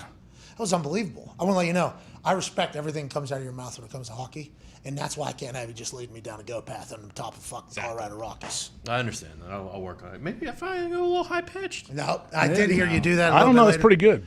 No, it can't be rewarding bad behavior. We don't need that. We don't need that one. Let me hear one more again. A little high pitched like this, maybe. I don't know. I think it sounds pretty good, though. Yeah. What's that? That's that Saturday Night Live character, the drunk uncle. Who? A little bit overweight.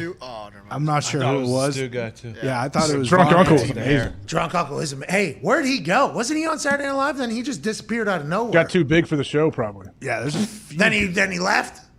And then where'd he go? Hey, he was producing bangers there for a little bit. Drunk Uncle was great. I forget the one where I don't know if that's the same segment or not, but he needs to be back. Bring his ass back. Yeah, I thought it was you guys were doing like Devontae Davis because Dana White. Yeah, Dana White also said during the interview it's a grown man's game, and the first thing I thought about. Yeah, first thing. Oh man. All right. Anyways, Nick and Bruce, you two have done a fantastic job. Good job, boys. Come on. Hell yeah. Nick, you tried to get me killed out there, though. I was about to go tell a story about Bork and I heard. Aside from the cannonball. Him like you can't lie about hockey. Like me, like I can't lie about like Pittsburgh politics. Steelers. No. Close. What's that? Like when I say something about politics, I'm being dead serious. Yeah, absolutely. You do a lot of that. Exactly. I didn't know we're supposed to take that serious. Now we have to change a lot of things about our show. We apologize for the politics in this program that has been happening that have been very serious over the last 2 years since you put that cowboy hat on. I will not apologize to anybody. Well, see, is this politics or is this real right here? I don't know. Good question. See, I thought he was the COVID guy. I don't even know. No, you thought you were the COVID No, guy. I thought Tony was the COVID guy. Now, you also started dabbling in the COVID waters, and now our friend, rest in peace, Gumpy, who's not dead, but his time here currently is. Jeez. Gump, we miss you, pal. Miss you, Gump. He was doing meme facts. Yeah, he was. Yeah. That's different, though. Thought 'cause they were true. There's a lot of truth. No, Connor. Connor. Yeah, you were doing the There's Wikipedia meme guy. There's a lot of truth. Anyways, this show fucking sucks. Let's get to the phones. I do appreciate you guys stepping up, though. This is great. Yeah, of course. Got to take care of everybody, and of course, Ty. Got to step in for Ty. Should have probably planned it out beforehand. Probably should have done that, but it wasn't until literally the day we didn't have Ty where it was like, oh, well, congratulations, you're doing that. Bruce, you got the fucking audio. Have you done the audio? Yeah, for a pre-recorded show podcast, and the audio is sometimes a little bit of an issue, but he's fucking in there doing it. Bruce, you've sat in that cockpit and done a fantastic job, my friend. Yes. Thank you. No problem. The standard is the standard. That's right. I won number one at McDonald's. Mm-hmm. Everybody knows what number one is. The standard of audio is the standard of audio here everywhere. And Bruce knows that. Mm-hmm. Bruce, 2, 3 weeks, 4 weeks, I don't know. There you go, Bruce. Ty and that baby were so cute. Yeah. I visited him in the hospital. It was like next level. I've never experienced anything like that. Scumbag. Dude, so cute. Did you put a mask on? You think you're better than us? Yeah, I mean, you go. You go alone. I live downtown. Hey, no, I live downtown. You got I'm right there. Hey, way to go. Way to go. Oh, you're saying he made you all look bad? Oh, yeah. I mean, I guess that You're wasn't the what man, I was. dude. That's not what I was saying at all. Not even a heads up. Not what I Like was the saying guy that at puts all. more on the tip of the bill you split. Oh, what are we getting? We're giving 100? Yeah. And then a guy writes 150 in there to try to look better. Who does that? Well, it's a good person trying to take care of the person, but you're right. Whenever everybody agrees to something and then somebody goes out of line to grandstand, I mean, you do that. What? I want to wish you happy birthday to fucking Nick. I mean, as soon as you get on the air, you do that normally. Do you not remember that? Well, I mean, sometimes Right at if the it's under end. the Yeah, shit's on my brain, I want to wish 2:54 him happy left. Just birthday. saved Yeah. it for No, the so whole it's time. hey, thanks for welcoming me. It's a great day. Happy birthday, Tone. Okay. AJ, yeah, that is right. It is Tone Diggs' birthday. We will celebrate the way to go, Tone. What, Tony? That's not happening today, but that is something that you have done. And I think we all have a little bit of that. None of us knew you were going to the hospital. Everybody else does look like big-time assholes. Well, I didn't know that we all agreed that we weren't going to the hospital. Is that something I missed? Or? Listen, nobody was expecting me to go to the hospital. That's but what I mean. Nick, maybe. Nick. Did you bring anything? I lived, I brought flowers, and then the next day, I said, if you need anything, let me know, and I dropped food off because they were eating at the no. Look, what do you? I dropped food off as well. Oh, wow. Okay, so I dropped the food That off. was the better friend of Ty. Oh, my God. I live downtown. It's a much different. How many like, bottles did you give her, Connor? Did they let you give her a bottle? What? The baby. Did you give the baby a bottle? No, the baby was so small. I do not trust myself with babies. I didn't know people. I didn't Me know neither. hospitals were allowed visitors. Well, yeah, I thought COVID. Do we not believe in it? Guess Are not. hospitals saying COVID's not real anymore? Well, Holy shit. still I have didn't say masks. it. I didn't say it. If they let this guy in there, yeah, I'd assume so. I'd say. You had to wear a mask. Are you going in there with a full speech on why you're a worse friend to Connor, by the way, Nick? I guess I have to now. I I get the writing. Better make a pot roast. Take it over. Zio just gave me some breaking news that Lev Bell and Adrian Peterson might be boxing each other. That is coming. Yes. My sports update, Ari Mirov of Pro Football Focus.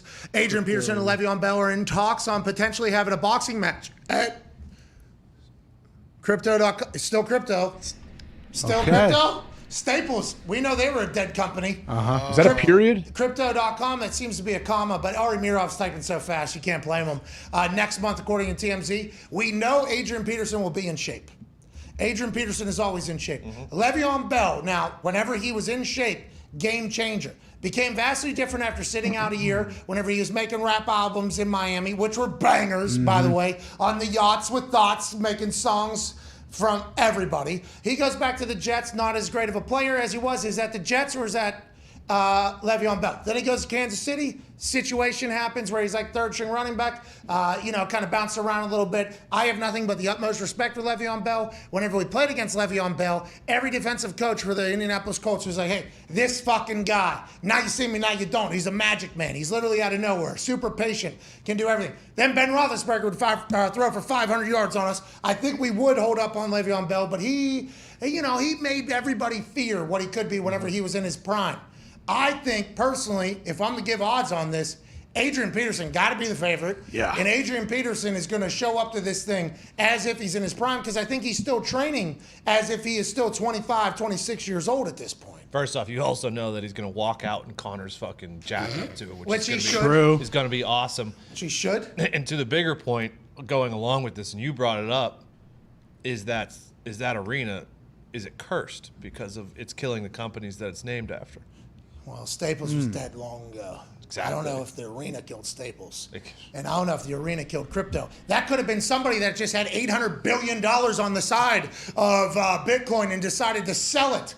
So then there was a lot more available, supply and demand. Who controls it? Probably one or two people that have all of it. I don't want to dive into that. I'm not smart enough to know what it is. But Adrian Peterson, Lev Bell, it piqued my interest, AJ. It would definitely pique I'll watch. Yeah, absolutely. I'll watch. I don't know. Do we have any idea on either of their levels of boxing? Do we know if one of them's trained for a while, one of them hasn't, or are they both jumping into it? What are we doing? In my head, I see Le'Veon Bell shadow boxing. Same. Agreed. I believe he I think does. he put videos out before. Of him, I see him shadow boxing. Yeah. And he has that wiggle too. Oh, yeah. Right? Mm-hmm. Quick. He could be. What if Lev Bell is a fucking guy? Yeah, Adrian Peterson, he's not retired. He's still in football shape, right? He's going to be huge. Hey, Adrian Peterson's going right here too, AJ. Yeah. He's coming right at you all night long. You are not going to be able to breathe. And also, if I was Adrian, I would get in there close and try to throw that head around because his cranium will cut you up and give you concussions. You love a good head out there, huh? Adrian's got a rock head, so I would definitely use that as a weapon in this boxing match. In 2016, Adrian Peterson picked up boxing. And that is when he says that he stopped fumbling the ball because of boxing, says Zito in the back. So Adrian has boxed. Is there any videos of Lev Bell boxing? Yeah. Training, at least. Training, okay, good. Because I've seen him. I feel like he's good, too. I think he was good. Maybe this will be the best one yet because two guys that have many years of training and experience are going in there. It's all about fitness levels, though. Mm-hmm. I go back to Rough and Rowdy, and then you go back to any of these celebrity fights. If you could survive the first round and you're in pretty good shape, you're normally going to win. Because the boxing fitness and conditioning is different than any sport that you've played. It is a lot, and it's tiring, it's exhausting, and it's not playing. You can lose that. That shit can get you. So whoever's in the best shape, I would assume, will always win these celebrity things. That's my personal opinion. Yeah, you would think, how do you get in that kind of good boxing shape, especially if you've never had a professional boxing match? Imagine, walking out, all the adrenaline you have, that first round trying to figure it out, then all of a sudden, boom, I bet some of these guys are so exhausted halfway through the first round, they're like, why did I sign up for this? Well, Ocho, one of the greatest athletes of all time, great cardio. He has great lungs. I think you watch him at the end, he was just trying to get to the end. Mm-hmm. He almost, but by the way, nothing but respect for anybody that goes in there. The amount of training that it takes to go there, the mindset to get in there, when you're there, walking to the ring, I couldn't even It's one thing being tired. Think about being tired. I know being tired playing sports. Say you're really tired playing basketball. You're dying. You can't. You're like, oh man. There's a point when you get so tired to where nothing matters. All right, cool, whatever. You can't move. You can't think. You hate everybody. Everyone's, whatever. And if you get in that way in a boxing match or an MMA, you're done. You're dead. That's what's so scary about that sport. I think. Hey, I'm deathly tired to where I can barely move. Oh, wait, hold on. I have to because this guy's going to kill me. I box in the Arc. This morning, knocked out 4 people. Whoa. Yeah, outclassed, too. I feel pretty good about Spider? it. Spider got it. Mm-hmm. That dude from Mexico's terrible. He's big, tall, skinny. He's got no jaw. Okay. Just fucking right through his face. Simple. Normally. No problem at all. The guy at the end, the champ, I don't fuck with him much. Unless I'm really deciding to strap up. I try not to. That guy's got a jaw. Yeah, there's a reason he's the champ. It's going to be an all-out. Yeah, that's going at least 3 rounds. And in that Oculus, when I get to the 3rd round or the 2nd round even, I am fucking dead. Just from the motion, because your whole body is being used while you're throwing punches, right? Now, in real life, you're also getting, contusions while you're in there. I would not be able to make it. I am nothing but impressed. Here's Le'Veon Bell boxing from a few years back.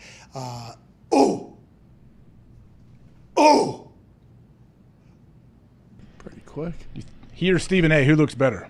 Well, it's tough. there's no reason to take shots, Stephen A. Really. I'm not taking shots. I'm asking a question. Hey, look, did you see that little step back? Roll with it. Yeah, he's an athlete. Now, these are all choreographed punches with your pad partner or whatever, so these videos are always going to look better than actual boxing, but it feels like his form's there, his wiggle's there, he's definitely athletic enough, and it seems like he's been training. I guess at this time he was calling out Jake Paul, potentially trying to get in the Jake Paul fight game. Fighting Tommy Fury.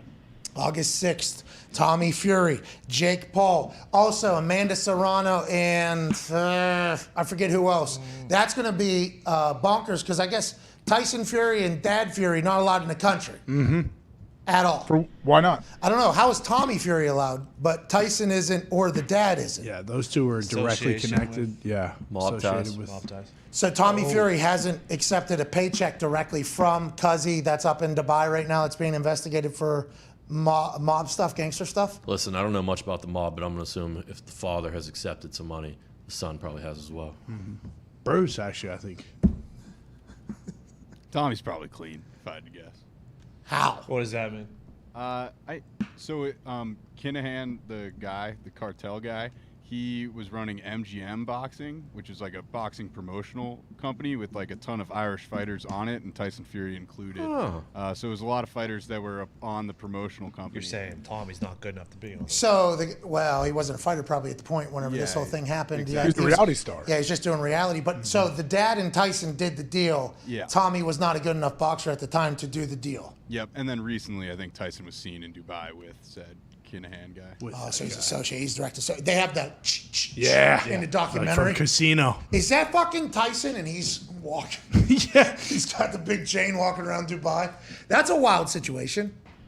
I mean, where is the guy from that they're investigating? Is he just staying in Dubai or is he from there? I think he's English, Yeah, right? I thought he was an English guy. He's from Dublin. Is he Irish. avoiding law over Irish. there? The One of options. us. The options are basically like fortify your house in Dublin or go to Dubai. I think for those guys. In Dubai's like, well, you can't drink here or spit here, but every car's a Lambo. Yeah. So do your thing. Take your pick. I saw a video of Dubai popped up on my, Tom Cruise was sitting on top of the Burj Khalifa. That's right. Yes, he Tom was. Cruise was sitting on top of the Burj Khalifa, with no harness, nothing, barefoot, chilled, unbelievable maniac. Will Smith also up there. Nothing but respect for him going up there. He had full harness, full everything. strapped in, of course. Which, by the way, he has a brain. Tom Cruise doesn't. $1 billion Tom. But that, that's Top right. Gun Maverick has eclipsed the billion. Go, Tom. A lot of his funding too, 100 and some million, so at least $800 million profit. Congrats to Uncle Sam as well. Made $400 million there. So Tom just collected another $500 million probably at the end when it's all said and done. How does that work though? Do you claim movies like, hey, we made this overseas, like cruise ships, where you don't have to pay as much, or what? I think it's just kind of. I mean, This all is a numbers. real picture. Yeah. What? There's certain cities that tax a lot less or whatever. Tallest building in the world, right there. Just chilling.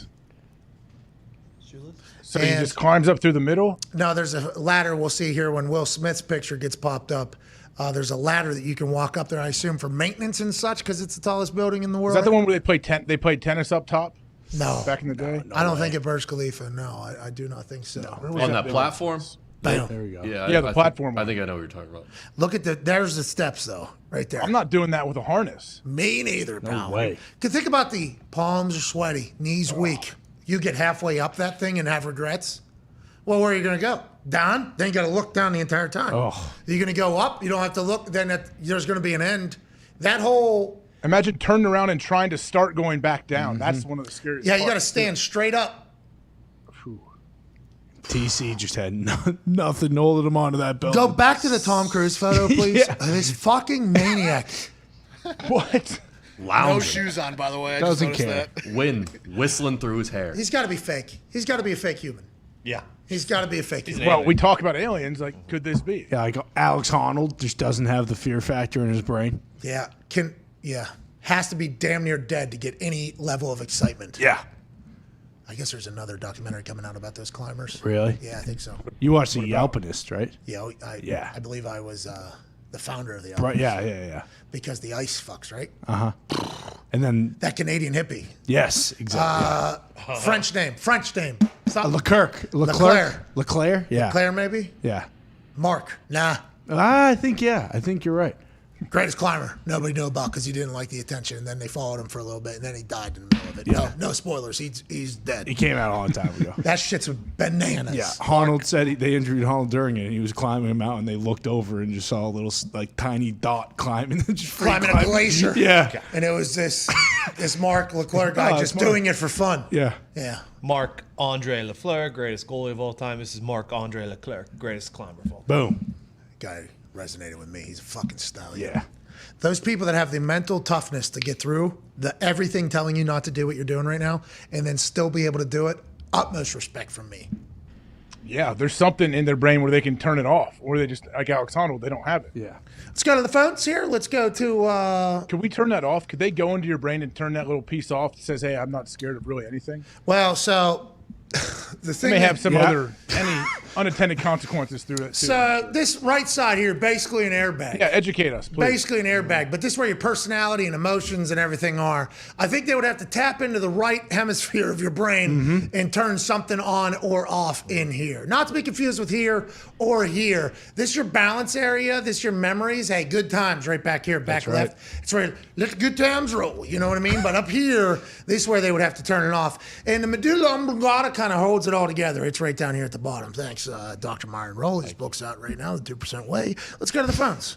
On the 5Energy phone line, go to 5Energy.com. Use promo code McAfee to receive 10% off your order of delicious and incredible 5-Hour Energy shots. Let's go to Mike in Denver. What's going on, Mike? It's the amygdala. How we doing, boys? How you doing? Just keep it moving, Mike. Hey, fellas. Did you guys like that Stanley Cup last night?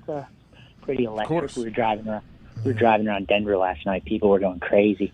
There was some dude in the middle of the street playing the drums. I think he was trying to play the Blink-182 songs.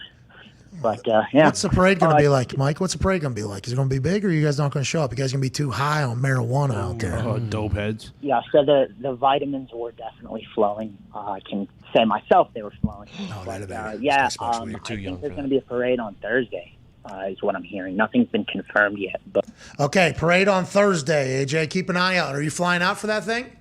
I don't think I'll be flying out, but I definitely want to watch. We'll be off Friday, by the way. We were supposed to have a show live from Vegas due to some technical difficulties. That is not able to happen. Maybe we do one live from Phoenix. We got to figure it out. We got to figure out life. This show is coming to an end here on this glorious Monday, June 27th, 2022.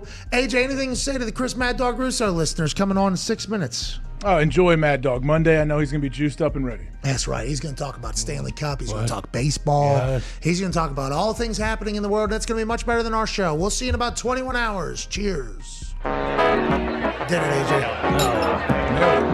AJ, you see my fucking Hummer I got, dude? I didn't know those were out yet. That thing is sweet. Dude, it's fucking bananas. I will send a photo right now to Zeet and them to use to put up. Dude, It's got to be pretty fast, right? Dude, 1,000 horsepower allegedly. I mean, should you have an electric vehicle, though? Well, I'm saving the fucking world. Are you? No, I mean, as far as reliability, I could see you easily not plugging that thing in. Many times. Come on. I plug this phone in every night because I need it. True. And this Hummer, where I park it, it lit. Oh, the Patmobile right there, AJ. Wow. Look at that thing. The Patmobile. You know, it's one of the best parts now, too. I didn't even think about it. You don't have to go to this fucking gas station. No, yeah, we talked about it earlier. No, you said that one specifically or a gas station? Well, we were talking. Oh, you're talking about downtown gas station. Yeah. Yeah, that is great. Yeah. Downtown gas station I go to, I got to take off. All right, take off the pinky ring, take off the watch, take off the fucking necklace. Here we go. There's no reason to stir anything. Let me dishevel this tank top a little bit. Let me go and fill it up. No, it's a whole thing. Jeez, a little indigestion. Is that from the mocha here? I thought I was supposed to live forever with coffee. I can't get through this. It is so awesome, AJ. A grotesque price tag.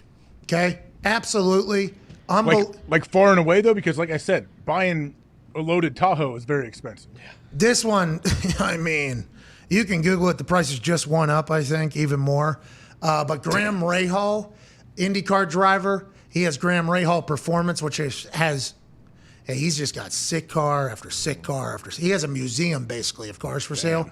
This one came to him from another IndyCar driver, and I'd asked him, I'm like, I feel like I need something, big. Like, I used to have my F-150, still have it, but I'm looking to upgrade a little bit. I need something that's big. I'm driving around this little Aviator. I feel like I'm going to get run off the road. It's like, this was not an upgrade from the F-150. I need something. As soon as this came in, he gave me a FaceTime and was like, I think you need this. And I was like, I think I do too.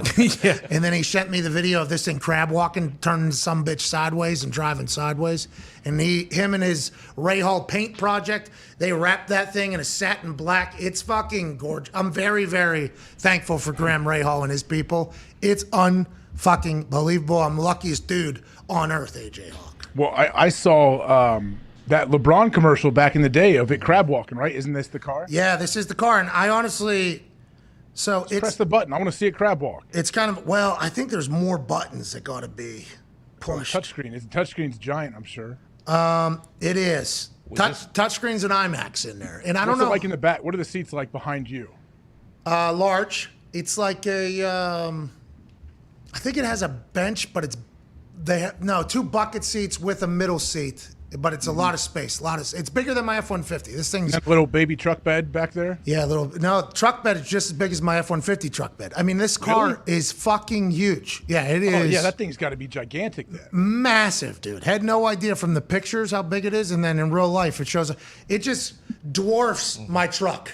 Just completely dwarfs my truck. Wild. Yeah, it's. Do you know how sports teams offload bad contracts? Were you able to do that with the Jeep that you got at Meekum for this? The Jeep is eating the salary cap. Yeah. Do you even know where it is? A lot of dead money. Yeah, it's in the barn of bad decisions, right where right where it belongs. Right where it should be. Yeah, there's other things in there. The aquatic vehicles in there and numerous other scooters and such. Oh yeah, can I have that thing? The aquatic vehicle? Yeah. How much? You know what I could use? So I told Jack, I said he needs to swim in. He has a pond. He needs to swim in the pond with Lordo Stanley Cup or ride a little paddle boat. If we took that thing from the land into the pond with Lordo sitting shotgun. All right, you can have it. Yeah. Deal. All right. We'll drive it. Can you drive that down here? I get to release the video though. Yeah, I don't care about the video. I just want to do it. Well, if you do it and you don't video, it doesn't happen. It didn't happen. No, someone will video it. Yeah, of course. Yeah, but if I'll video. I'll have Jack sit in there and I'll video it. Speaking of, we were talking about workouts earlier. You posted a pretty impressive workout over the weekend. It wasn't you working out, but it was a rather impressive workout by an individual. Oh yeah, maybe Matt or maybe Mike. I forget his name. Mike maybe. Yeah. Mike maybe me. Matt maybe me. This dude, Mikey maybe me. Hey, you should check out this fucking guy's Instagram page, AJ. Look at this. Oh, I've seen this. Look at this. He's got 135 pounds. Puts it up into a curl position. Some core strength. Great core strength. And then this motherfucker in Vans. No. Yeah. Not just a Holly. He's going to Holly? No, more. Kickflip. Yeah. Lands on the edge of the platform, holds the 135 up, cracks open the ice cold rain. What? Chugs it. This guy is unbelievable. Specimen. Is that the guy who had the Crocs on his? Yeah, on the edge of his. Did you see the video I posted of this guy lifting? I didn't. Oh, when he had like a million things hanging off of him? Yeah, baseball bat, Crocs. Yeah. 135, full helmet on there, did a full deadlift thing. He's fucking awesome. That guy, he said he's ready to prepare me for SummerSlam if need be. And I said, thank you, sir. Wow. Is that this Friday? No, that's Money in the Bank is this Saturday. I was actually doing the math because somebody said like July 27th or something, some days coming. Yeah, July 30th is SummerSlam. That's only a month and 3 days away. I thought we had a lot more time for that. This morning had to fight 4 guys for a reason. Isn't there a premium live event coming up this weekend? Money in the Bank, Saturday. Just chatted about it. It's in Vegas. Friday night is SmackDown. It's in Phoenix. But you still have SmackDown Friday and then Money in the Bank Saturday. Yeah, SmackDown Friday in Phoenix. Money in the Bank Saturday, Vegas. Same time as UFC? I believe we are right before. Right before. I think we're right before, What are but you? there will be overlap between the two. Money in the Bank. What do you mean? It's a premium live event. It's going to be 17 hours. What do you mean? It's not going to be done before. Hey, listen. UFC goes until like 1, 2 a.m. Yeah, the main card is like the first, fight or two on the main card is where there might be a little overlap. It was midnight on Saturday, and they said our co-main event is just now starting. I'm like, are you fucking kidding me, dude? What are we doing? And it's like, they're in Vegas. They don't give a fuck. Yeah, exactly. They get an extra 3 hours over there. I like the fact that Dana from Vegas is like, nah, we'll do it on our time. Yeah, don't matter. Hey, East, good luck out there. You're going to have to stick with it. It kind of adds to the whole appeal, I think. But yeah, Money in the Bank is Saturday, where 2 superstars, one male, one female, will change the trajectory of their career as they climb up a ladder and snag a suitcase that is locked. And inside of it is a contract that says you can challenge any champion at any time. When they are at their absolute worst, you can challenge them, pin them, and take their title from them. Just like at SummerSlam, when Brock Lesnar and Roman Reigns take each other on in a 7-year build to a last man standing match. If you win Money in the Bank on Saturday, that last man standing match means what? There's an ass beating coming to both men. Mm-hmm. So as soon as they win, they're probably going to be a little bit tired. Going to be a little bit beat up. Probably not going to be able to do much. So you cash in that Money in the Bank and you become the undisputed WWE Universal Champion. That's on the line this weekend. Money in the Bank, AJ. So I know the Money in the Bank thing. I've seen the suitcase. What do I do? Do I hand it to the person and then go pin them and then take the title, or what do I do? You give it to the ref. The ref then says to the timekeeper's table and hands over the thing. And then it is announced. Then the bell is officially run. It is a sanctioned match at that point. Then whatever happens, Who's the do they have different sanctioning bodies, like depending on what state they're in? So the sanction is within the state. Actually, there is indie wrestlers that have to have a license to wrestle in almost every state. I think I have it with the promoter that I work with, WWE. I believe I have it, but yeah, it is a sanctioned thing in the states that you're in. And that suitcase says already sanctioned whenever you want. Wow. I didn't know that's how Money in the Bank worked. That's cool. It's a game changer. It's like, hey, you're in WWE? Hey, you have a documentary about what you did in WWE. It's two different lives coming up this weekend. Isn't there a match tonight about who will be in the Money? Oh, there's qualifying matches. Yeah, tonight Ezekiel or Elias or Elrod will qualify for Money in the Bank. Elrod. Hubbard? No, Zeke's younger brother, Elrod. Oh, we have another one. We don't know. We haven't met him. We'll see. KO We have alluded three. to him. What's their last name? Well, we don't. They're like Tiger. It's just one name. We don't know this either. Well, we do. They're like Zito. We don't know anything about his name. That is true. There it is. What we do know about Zito is the hat he's wearing is fucking awesome. So sweet. Sick hat, dude. Hey, sweet hat. Very Hell yeah. Hey, Bruce, great mustache. Yeah. Yeah. Thanks. Great hat, too. Thank you. No problem. It's not our new Nike one, but it's still cool. So good. Anyways, yeah, Elrod might make an appearance tonight. We don't know. I hope. I will say. How many more are there in this big family? We don't know. It's a huge family. We don't know if they're Italian. They are Italian. They're an Italian family. So let's assume. You know what that means. Yeah, you don't know what that means. There we go. You know. I don't want to give their last name away, but it ends in a Eenie. A vowel. You son of a bitch. You sack of shit. What? I thought that's what he was going to say. No. What? No. What were you going to say? No. What? Vowel. I thought that's what. You know his last name. So you said that only to take a shot at Italians. No, I thought that was Seamus his called last me name. Podrick, which is the Irish Patrick name, while we were having a couple pints with the lads there. How was Jamie? I saw you got to see Jamie. He's super Ohio guy. I didn't know that he was that Ohio. You knew that? What do you mean? I knew he's from Columbus. He had Ohio against everybody shirt on, and a couple people gave him the OH, and he just like you was like, nah, not everybody deserves it. You know what I mean? Yeah, he's smart because they were probably sarcastic, just like you. I'm not sarcastic. I'm hoping that we don't fucking lose to Michigan again. Okay? We. Yeah. Yeah. How many cult events has other Ohio State people gone to? Huh? You're right. You were there. You can say we. You were a part of it. Okay. Thank I get you. it. OH. No. But, other people I will. That's kind of how young Jamie was, by the way. Yeah. He's like, I'm actually on Good for AJ's Jamie. side in this whole thing. I do like how It was fucking unbelievable. I did not know. There was an Ohio Chris Farley at the bar we were at, too. All that fucking guy wanted was an IO from Jamie, and he's just sorry about it. I don't want to. Are you serious? I don't want to diminish this thing. Well, the Ohio Chris Farley was clearly blacked out. He had just spent $12 on American Spirits. Okay, cigarettes. Yes. $12 on at this in point. Texas. This guy's voice, by the way, was as if he smoked 7 to 8 of those $12 packs a day. Oof. And he was proclaiming he was from Ohio. I think strictly because of Jamie's shirt. And Jamie had his like kind of radar up on this guy. But me and Jamie would be talking, and this guy would drop, "Hey, boys, a lot of people say they're not from Ohio. Who's from Ohio? I'm proud to be from Ohio," or whatever. And it was like, nobody ever says that. What you just said at the end, nobody's ever proud. And then Jamie basically told me to go fuck off. And then that guy was like, "Oh, hey, try." And then there was no answer, and then he walked away. And I'm like, Jamie, you and AJ are the reason why Ohio State is falling from grace. Why the basketball team loses in the first round. Why Harbaugh is able to utilize an NFL opportunity to get a new contract with Michigan because you guys lost to Michigan for the first time. It's your guys' fault. And he basically told me to fuck off, just like you do. So I don't know how I feel about it all. Good for Jamie. He was Jamie's good a combo. star, man. Yes, he is.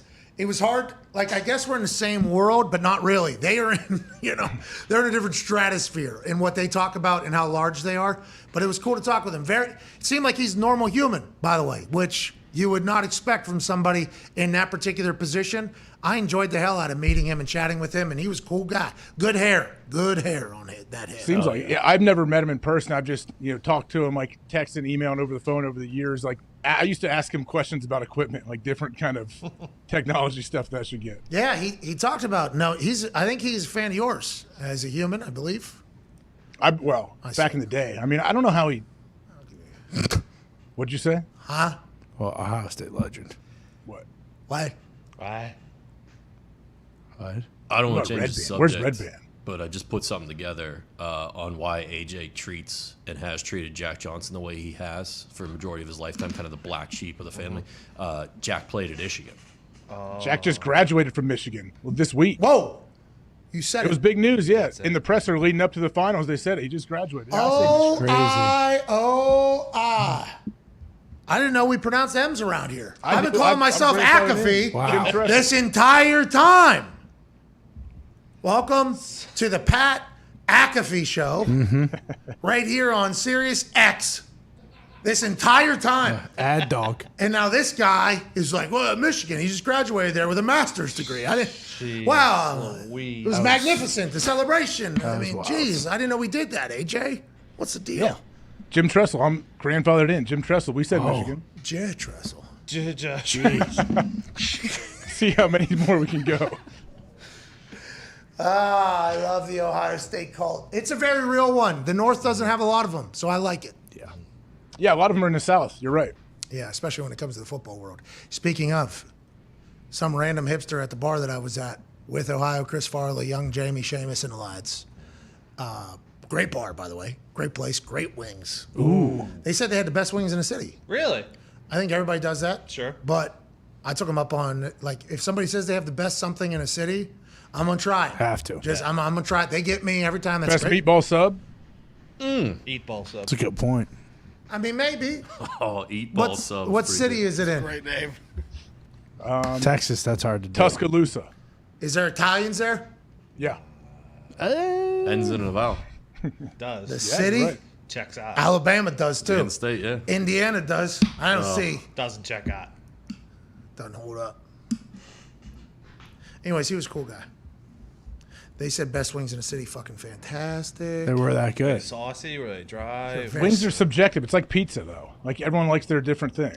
I think we all can tell when a pizza's shit, just like we can with wings. Yeah. But I would put it in a conversation of like good wings. But like there's different kind of wings. Like old school Hooters wings don't have any sauce, right? They didn't back in the day. They're and the breaded. other ones have sauce. I think Hooters wings are breaded, right? That always Yeah, made they have me like a shit my distinct pants. taste. Oily. A lot of butter. A lot of butter in those. And they're breaded. Yeah, Kind of. Yeah, they are. they are for sure. Yeah, they make me shit terrible. I haven't had them in 15 years probably, but I remember back in high school when it first came out. Yeah. Oh, I'm going to Hooters tonight. And then the next. 911. Yeah, and then Oh, this is fun. Saw a girl I never talked to a high school kid. Oh, shit my pants, you know? Tastes good going in, but it sucks going out. I don't even think it tasted that good going in, right? If I do recall. I love Every it. once in a while. I mean, you haven't had 'em in a just while. not saying that the wings were terrible because they told you that they were the best in the city, I think says more about them. I had a couple beers, you know, What? so went hand in hand with it. Tried to get as light beer as possible because I'm trying to do the keto. And obviously, Seamus and the lads order the thickest IPA they have. Yeah, that's Michelob. Hey, can you put a Forest in a beer? What are we doing? What? How is that a thing? How is that still a thing? People love that shit, dude. Yeah, those heavy beers. Give me three meals worth of calories and every single bush in the forest, and then put it into some liquid form so that we can go. Oh, that was delicious. I mean, I hate them. I can't do it. So bad. I can't do it. Can't do it. Corbin, you think he's going to answer my challenge, AJ, or what? Oh yeah, you're trying to set up a program. Is he ducking you? I don't know. We'll find out. Yeah. Dude. Seems like a Watching that little Fucking preview punk. too when I was in between during the break, man. You really, I said it was very rude of you to try to laugh the guy out of the place, but then I see this. Is he going to engage with you or not? Do we I know? don't know. We'll find out. Oh, he's bitch made cat. Whoa. Yeah, that's what I think. What if Michael Cole just gets up and smacks him? He won't. Him or me? What if Michael Cole in the middle of that would have said, "Here's a message from Happy Cole," and smashed There's it? going to be a time. You and Michael Cole are going to have a program where you guys turn up, No, me and Cole are tag team partners, pal, forever. Hawk and Animal. just like Ezekiel and Elias. Exactly. Yeah, Cole's a bag of bones. He can't get in the ring. Oh, come on. Cold. Jacked. He wears a singlet every night under the suit. I heard. He's ready at all times. He'll take that tie off and fucking get in the ring. He's undefeated at WrestleMania. That's right. But so are you. Does he still have that cage that he used to get in? The coal mine? Whatever that was. Was it the glass box? Yeah, the coal mine. What an awesome thing. It was great. Yeah, it was great. I bring it up on a very regular basis about how awesome he used to be, you know, whenever that was all happening. He was a heel then, too. He was a heel. Think about him being a commentator, allowed to be a heel as the play-by-play guy with how good he is. He's fucking... Should almost... How do we spark that back in there? Start stealing his beer a little bit. I mean, maybe he does. You take some booze away from Cole, he will get incredibly miserable. Yeah, maybe he does smack you in the face. You know, you can dog on any of the teams he roots for because they all fucking stink. Yeah, but he knows it. The Jets, the Mets. Oh, the Mets are good, aren't they? Mets are good. Yeah, I thought they were falling off. No, I think they're very, very Well, good. they're getting two guys. who they're World two Series right stars around the of. corner, right? Yeah. Well, A few months. The Yankees are too good. You should right start off the next show with like Cole saying like, "There's That's awesome. He shouldn't have let his tie go through the coal mine. Can't. That's only. This is like when the lion is outside of the little glass box in a safari. Yeah. When it comes around, you got to get away from the holes. Like that The orangutan. The orangutan Yeah. grabbing old buddy. That's what. Gripped him up. I mean, Cole's trying to get away there too. Look at his face. They could bring that box back during COVID. It would have worked out perfect. Oh, why didn't they? That's a big miss. Dude, 25 years. 25 years straight on the road, that guy. I'm telling you, I just shows, want yeah. to. I want to watch him at like. I hope he lives like in a cul-de-sac and they have barbecues and people are like, "Oh, what did you do this last weekend?" And he just walks you through what he did. He does live a relatively normal life outside of the WWE, but he's not going to be able to when you're on the road for 25 years straight every single week, but two of them, you're not going to be able to stop. Like that is, you know He'll what be bored out of his mind probably. Yeah, so I'm excited. His wife is a great person too. I'm a big fan. I've met her via FaceTime a few times. She's been with him through this entire thing. I think she understands too. Like when this all stops, it's going to be an interesting turnover. Probably just have to travel the world to a new place every week. I think so. Like I think he's just going to have to stay on the move. He's already been everywhere though, hasn't he? Yeah, but Probably. he's been everywhere. But just like you with the NFL, when you go to games, you don't really. I mean, there's some cities I assume he's taken in and enjoyed and everything like that. But that's mostly plane, car, hotel, show.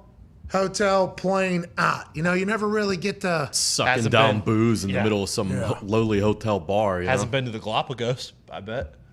the island. Mm-hmm. All the tortoise. Has there ever been a wrestling match there? Because I assume if there was, he has been. Exactly, but I'm saying there's places you can find. He does suck down every single ounce of booze that all these hotel bars have. And he stays at these. Some hotels are very nice that he stays at. Sure. Most of these hotels he stays at, shithole hotels. And he's like, well, they don't have Jack. I'm drinking fucking whatever, like some college kid would drink. Evan I'm like, Williams. I'm like, dude, you are you kidding me right now? He's like, is it whiskey? Oh, you like it? I'm like, you got a problem. I respect that. I want to let you know you have a problem. Yeah, because he's been to all those places, he probably does know the ones though. Where it's He would like, like to oh, return. yeah, I want to go back to that place and actually experience it. Fort Worth. Bingo, stockyards. Need to go there. Yeah. For an extended period of time, 2-3 days. So sweet. Hop on one of those Texas Longhorns. Got to bring back that first ever gambling parlor or whatever that was in that thing's little dead. town. That thing's dead. Yeah, it's been dead for I'd years. imagine it. Don't you think his wife's a lot happier knowing that he's going to do WWE instead of getting his head chopped off in some part of the country or some part of the world? I mean, did you see that photo of him getting smushed against the glass? Yeah. It's not like the WWE's the safest. You call that place to be. safe work environment? Yeah. True. I guess I didn't think about that. I was in basically person the same thing. Brock chased him and Pat with a chair. Oh, shit. That Exactly. scared the shit out of me. Yeah. Wee Man almost gave him a heart attack. You're right. It's very different. Look. Michael Cole is the best. He deserves a lot more respect. Yeah. Love you, Mr. Cole. Love you, Love Coltrane. All right, we're out of here. Hammer Don's in about 15 minutes. I can't wait to watch that. What are we betting on, pal? Oh no. Well. Oh no. I opened FanDuel Sportsbook. I opened FanDuel Sportsbook today. It was MLB. Tennis, We're right? we bring in Brucey for the Country Club Sports Wimbledon. It's just started. Yeah. We're on the grass. Goes on for a fortnight. So we'll bring in Brucey for What's a Wimbledon. fortnight? 2 weeks. Did Joker win? Joker is favored. There are no Russians. He in won Wimbledon today. This year. Okay. I was Not letting getting him my. in. No. So no Zverev. Or So there's not Medvedev. tennis players from Russia, TPFR, like the Olympics? Oh yeah, like the OAR. Russia's not allowed here. But with that being said, the Olympic athletes from Russia, A new country. we say, you say, we say Russia.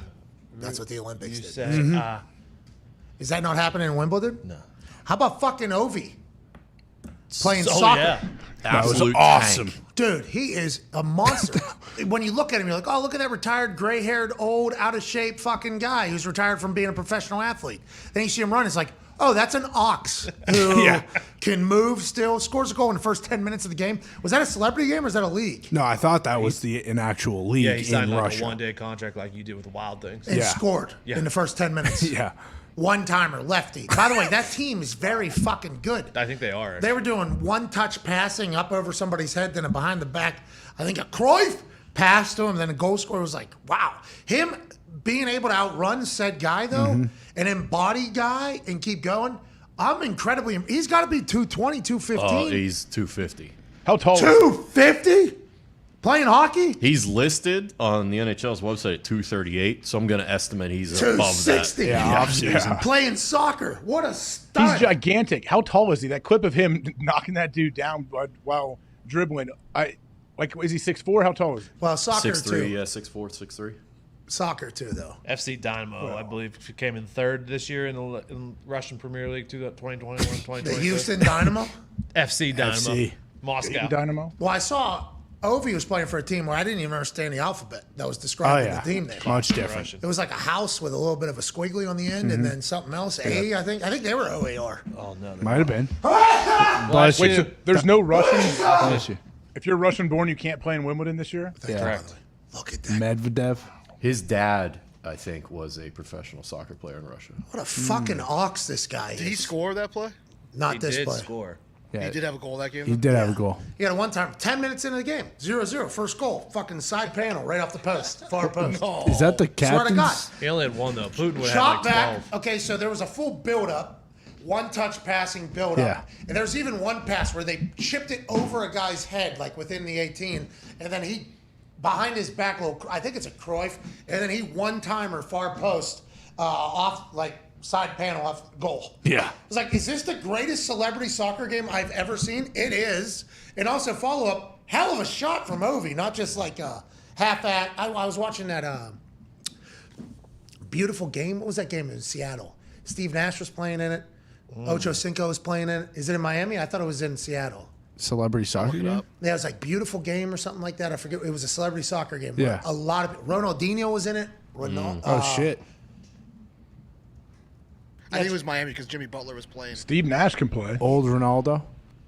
Yeah, old Ronaldo. It must have been. That makes sense, Miami, and why Ocho would also be there. Yeah. But it feels like that's something Ocho would travel for if he was invited to. There's also a game, Soccer Aid game out in UK. It's a celebrity game. I think that is something that in the future I will attempt to try to get into one of those games. And possibly the celebrity basketball game.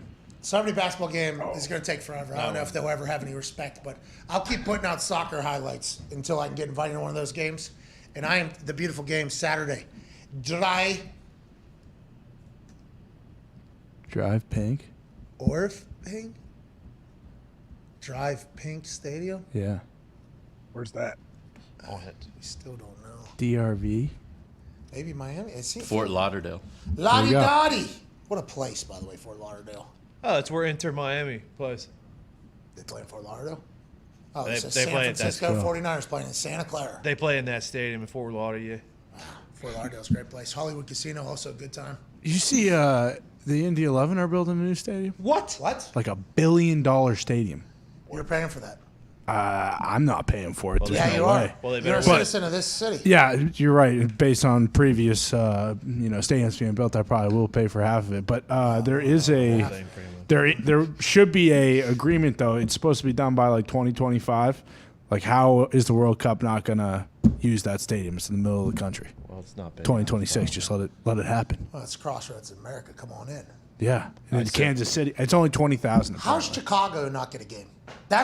I think Chicago fucked up in this. Probably because Soldier Field's a dump. Their field sucks. Yeah, but they would change the entire field for that. Yes, in a heartbeat. Yeah, in 4 years too. No, Chicago wouldn't. The World Cup would be like, we're getting this out of here. We're actually built on top of this. We're going to put an actual field on it. Oh yeah, could they do the? Chicago not getting that though, I think is a massive. We host a lot of games too. Yeah, but I want to let your city know, like, why'd you guys fuck up for all of us over here in the middle of the fucking country? What's that about? You guys are supposed to be our big representative, right? I mean, you guys are supposed to be the ones. Supposed to be a big city in the And middle. you probably had to pitch this. This is probably something I had to pitch to get this done. That's and you probably guys my just pitch dropped wasn't the there. fucking ball. Jeez, come on, Chicago. One time. I'm Kansas mad about it City? too. Zito, thank you for being mad about it, feeling her pain. Doesn't really sound like it. It I'm matters. mad. Oh, It does matter.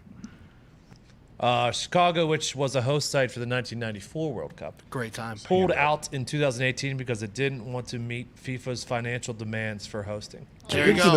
There you go.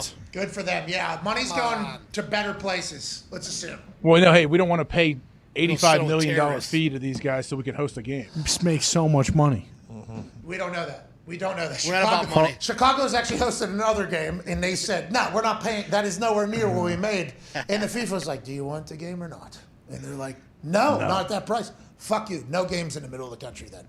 We'll go to Kansas City. Patrick Mahomes will give us that money. He owns a baseball team, a soccer team, and the Kansas City Chiefs, basically. Yeah. He'll give us all that. How'd Kansas City get it over Chicago? That's Is Kansas City the new Midway, dude? Whoa. Okay. Oh, Chicago can't afford a World Cup game? No, they could afford us. No, they could afford us. Jesus. Wow. We don't want there. That's tough. Come on. What do they got now? Everything. Chicago couldn't Jussie find Smollett. No. Where's He Scott? was there. He was at the BET Awards last night. Yep. Jussie was? Yeah, Jussie.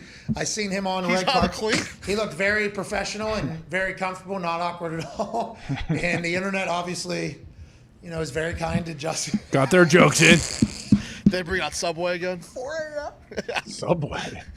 That was allegedly. The Chappelle skit too. That always gets me. Someone fired Congrats to Kanye's Diddy. head. Diddy won an There we go. Lifetime Achievement Award. He said it was actually his mom. I believe he's donating to Jackson State, Deion Sanders. I believe he's giving some money there. So, what a night. Jack Harlow was in there. Brandy made her return. Kanye. Kanye was dressed hilariously. And I don't know if he's gained 150 pounds or if he's wearing extra layers, but I don't know how Kanye's face looked. Body looked fantastic and super fashiony. Yeah, I do believe he said he was debating whether to legally pronounce himself being dead, actually, for a year. And he said that into the microphone. But he was like, yeah, but, P. Diddy, if anyone's going to pull me out, it's going to be P. Diddy. He said P. Diddy? Yeah. Or Puff, I don't know. Well, Puffy. yeah, I was about to say, watch it. I don't know. Yeah, what- Diddy, maybe. I don't know. Yeah, 'cause Sean. What's his name right now? Diddy. Diddy. Diddy. I Right? can't Dropped keep the up P with it. Papa years Diddy ago. Puff. See, it sounds like that one was bullshit. A joke? No, that's what Ben Stiller called him in the music video. You remember that? Yeah. I do. Papa Diddy Pop. See, so what you just said there was truthful. Yeah. And his See, voice but if kinda you changed. listen back, though, the way you delivered that, I think we'd all... Is that the voice? Is that what I should go? I don't know. Okay. Hey, you'll find your voice. All right. All right. You'll find your voice. Come on. Come on. Let's go. Write it down. He's writing down notes. Find my voice. Find my voice. Is there any singing competitions on there? What do we watch? We need Songland. What are we supposed to watch right now? Yeah, it's bad news, Bears, right now. It's running dry. We got buckle in on baseball. There are a couple 30 for 30s. Like, I think that And1 mixtape one. Oh, Unrivaled, the ESPN thing on the Red Wings back whenever they were 16. Oh, yeah. It's supposed to be very good. Yeah, I heard it was awesome. I saw Tej Lang fucking beating the drum last night. Yeah. I saw him going real hard on himself, beating the hell out of himself. Just pounding away at his meat about the Detroit Red Wings and everything going on. I guess we should watch that. It's really good. I loved it so much. Not even coming from a bias, a Red Wings fan. I'm not Hockey fucking in watching the that. 90s was 10 million times cooler than it is now. See, that's what you would say if your team hasn't been good since Well, the The 90s. 90s. Well, We should watch it. I've heard it's amazing. Yeah, I'll really give it a well run, but I'm just going to hate every second of it. they made Steve You won't. Yzerman into a bitch-made cat though in that doc. See, I disagree with that. But He was never much of a fighter. he was not really in it. It was just like Joe Sakic. Was Joe Sakic much of a fighter? No, And they were absolute barely stud in it because assassin. of that. Goal scoring sniper. It was awesome. So you guys, this is Detroit, by the way. I love They Claude. do love to fucking remind you Lemieux. of the one time they won a fight 20 years ago. Well, greatest fight in the sports history. Mouse at the Palace. 100%. Watch it. Watch it. You I guys mean- can't even think of another fight right now. Rangers Capitals in my head just 2 Fucking years ago. Tony Oh, Twist. Not five of even them. close. This went on for like 3 or 4 years. Watch it. You ever Trust seen me. George It'll LaRock change your put mind. someone through the ice? Okay, that's what I thought. You ever seen fucking Tony Twist and Francois LaRue, How about dude? Darius Kasparaitis, huh? I ever heard of him? Hell yeah. Ron Francis would hop on the back of some motherfucker too if he had to. Keep going. You guys don't even know what you're saying right now. Oh. We do. We do, because we are from Hockey Town. And if you're trying to put out some propaganda video to save Hockey Town in Detroit, I'll watch it. Because I would like to be stern but fair on this show. right, good. And I also heard it is awesome. What's I it heard on? It's supposed to be quite good. ESPN. ESPN? Yeah. ESPN Plus? And there's nothing else to watch. I'm not watching baseball. You know what? Maybe I will. Pirates are actually good, right? Great. They'll trade away that guy that's really good at baseball. That's what the Pirates do. But, if this baseball keeps rolling around on my desk, I might tap back in. Yeah, why not? O'Neal Cruz. And honestly, I Might mean, get a yeah, there is jersey. baseball. It doesn't really pick up until after the All-Star break, which is the day after the ESPYs, I believe. So, Who's hosting this year? Russ, Oh, is it? Sue Bird. Sue Bird. All right. See? We don't know. Again? No. Those voices, those are lies, those two, I think. If we're reading it, that was a lie. Well done. I honestly don't know. See? Can't have it. And that's how we'll end the show today. Just fucking misinformation train. And we can't do it anymore. Can't have it. Anthony Mackie will be hosting it. Oh, let's go. nice. All right. Oh, he's good. Here we go. Tony. Leading man. That's good, yeah. Tony Mackie. I agree. It's going to be great. New Captain America. Did that movie with Dwayne Johnson, that workout movie. Black Adam. No. Pain and Gain. He and Wahlberg. No. Oh yeah. Yeah, no That is pain, pain pain and and gain. gain. Rock was not in that, was he? Yes. Oh yeah. Was Anthony Mackie in it? Anthony Mackie was definitely in it. Mark Wahlberg was definitely in it. Yeah, The he was Rock nice. was definitely in it. Yeah, I think he Hey, is. shout out to The Rock, by the way, dude. Thanks, man. Yeah, that was sweet. Shout out to The Rock. Thank you, Rock. Thanks, man. Hashtag I smell it. People are wondering, hey, in the wrestling world, right? When you say somebody else's catchphrase, it's kind of a thing. You give him credit then, right? Yeah, give him credit. Also, don't want to go too in the weeds here, but did get permission beforehand from Dwayne Johnson to be Nice. able to say it. Hell yeah. That's cool. Yeah, and if you do recall, in my last program, Austin Theory, when I was allowed to speak into the mic, I was in the middle of doing it, and then I got interrupted. That was around the time when I originally got the okay to say it, and that was in Miami, I think, that night actually. So it would have it would have went bananas. So I apologize for not. It seems like I kind of ripped your thing, didn't give you credit. Well, they started music, so I didn't get it was kind of a whole situation. I did not know they were hitting music at that. But I'm the only person, I think, in the history of the company, and maybe in modern era, where literally I'm kind of told like some things, but not all things. Like, hey, you only need to know what you need to know here. So I'm getting a chance to speak tonight is what I need to know. Yeah, you're speaking tonight. Okay, perfect. Then I'll send like okay, this is what I'm thinking. Hey, is there any way I could potentially drop And he actually responded and said, hey, give me some context on how you're going to do this. Give me some context how you're going to do this so we can really get this thing, going. So he gave me an entire, like, hey, here we go. Dwayne? So I'm very, awesome. very, very, very grateful and thankful for The Rock. And I appreciate the hell out of him on the backside of it saying, hey, pretty good usage of it. So I'm very, very thankful for The Rock. I can't wait for your episode of Young Rock. You asked him. What's that, season probably 10 or 12? Yeah, so you get up. He's hey, that's huge though in the wrestling world. He's the guy on the microphone. I think it's cool that he's still so engaged and he still follows it so much. Yeah. I don't know how, dude. He's running the XFL workouts in Hawaii. He's got a movie. He's doing he's got Zoa obviously taking off. I'm very thankful. I appreciate the hell out of you, man. I appreciate the opportunity to do it. And then when I finally got the opportunity to do so, for saying, salut, I am very, very thankful. Aloha, big goose. All right, that's it. That's a good thing to end on here. Hammered down, be in 15, 20 minutes or so. We'll be back tomorrow. Hopefully the show will be better. Kenny Pickett is joining us tomorrow. Be a friend, tell a friend. Also, other guests potentially. We'll figure that out in the morning when we send DMs and text messages in a frantic manner, trying to figure out guests. That's today's show. Big shout out to Rupper, Rappaport, Dana. Obviously, AJ, you're the man. Thank you, bub. Thank you, guys. Good to be here. Great haircut. I feel like we've been gone a month since we had Friday off. Yeah. Yeah, I know. We're off. The week after Tahoe, we'll be off that week. Mm-hmm. And while we're in Tahoe, we won't be able to go live, but we'll be updating our socials and YouTube basically as if we are live. So we'll still be making content then, I believe. Hey, Nick's figuring out, shot tracers. To make videos. Yeah, Oh, yeah. Yeah, so be nice to me or I won't make any for you. How would you make any for me? We'll be in the same group on that Friday, right? Oh, you mean Friday? You're going to use it there. Yeah, I thought you meant leading up to it.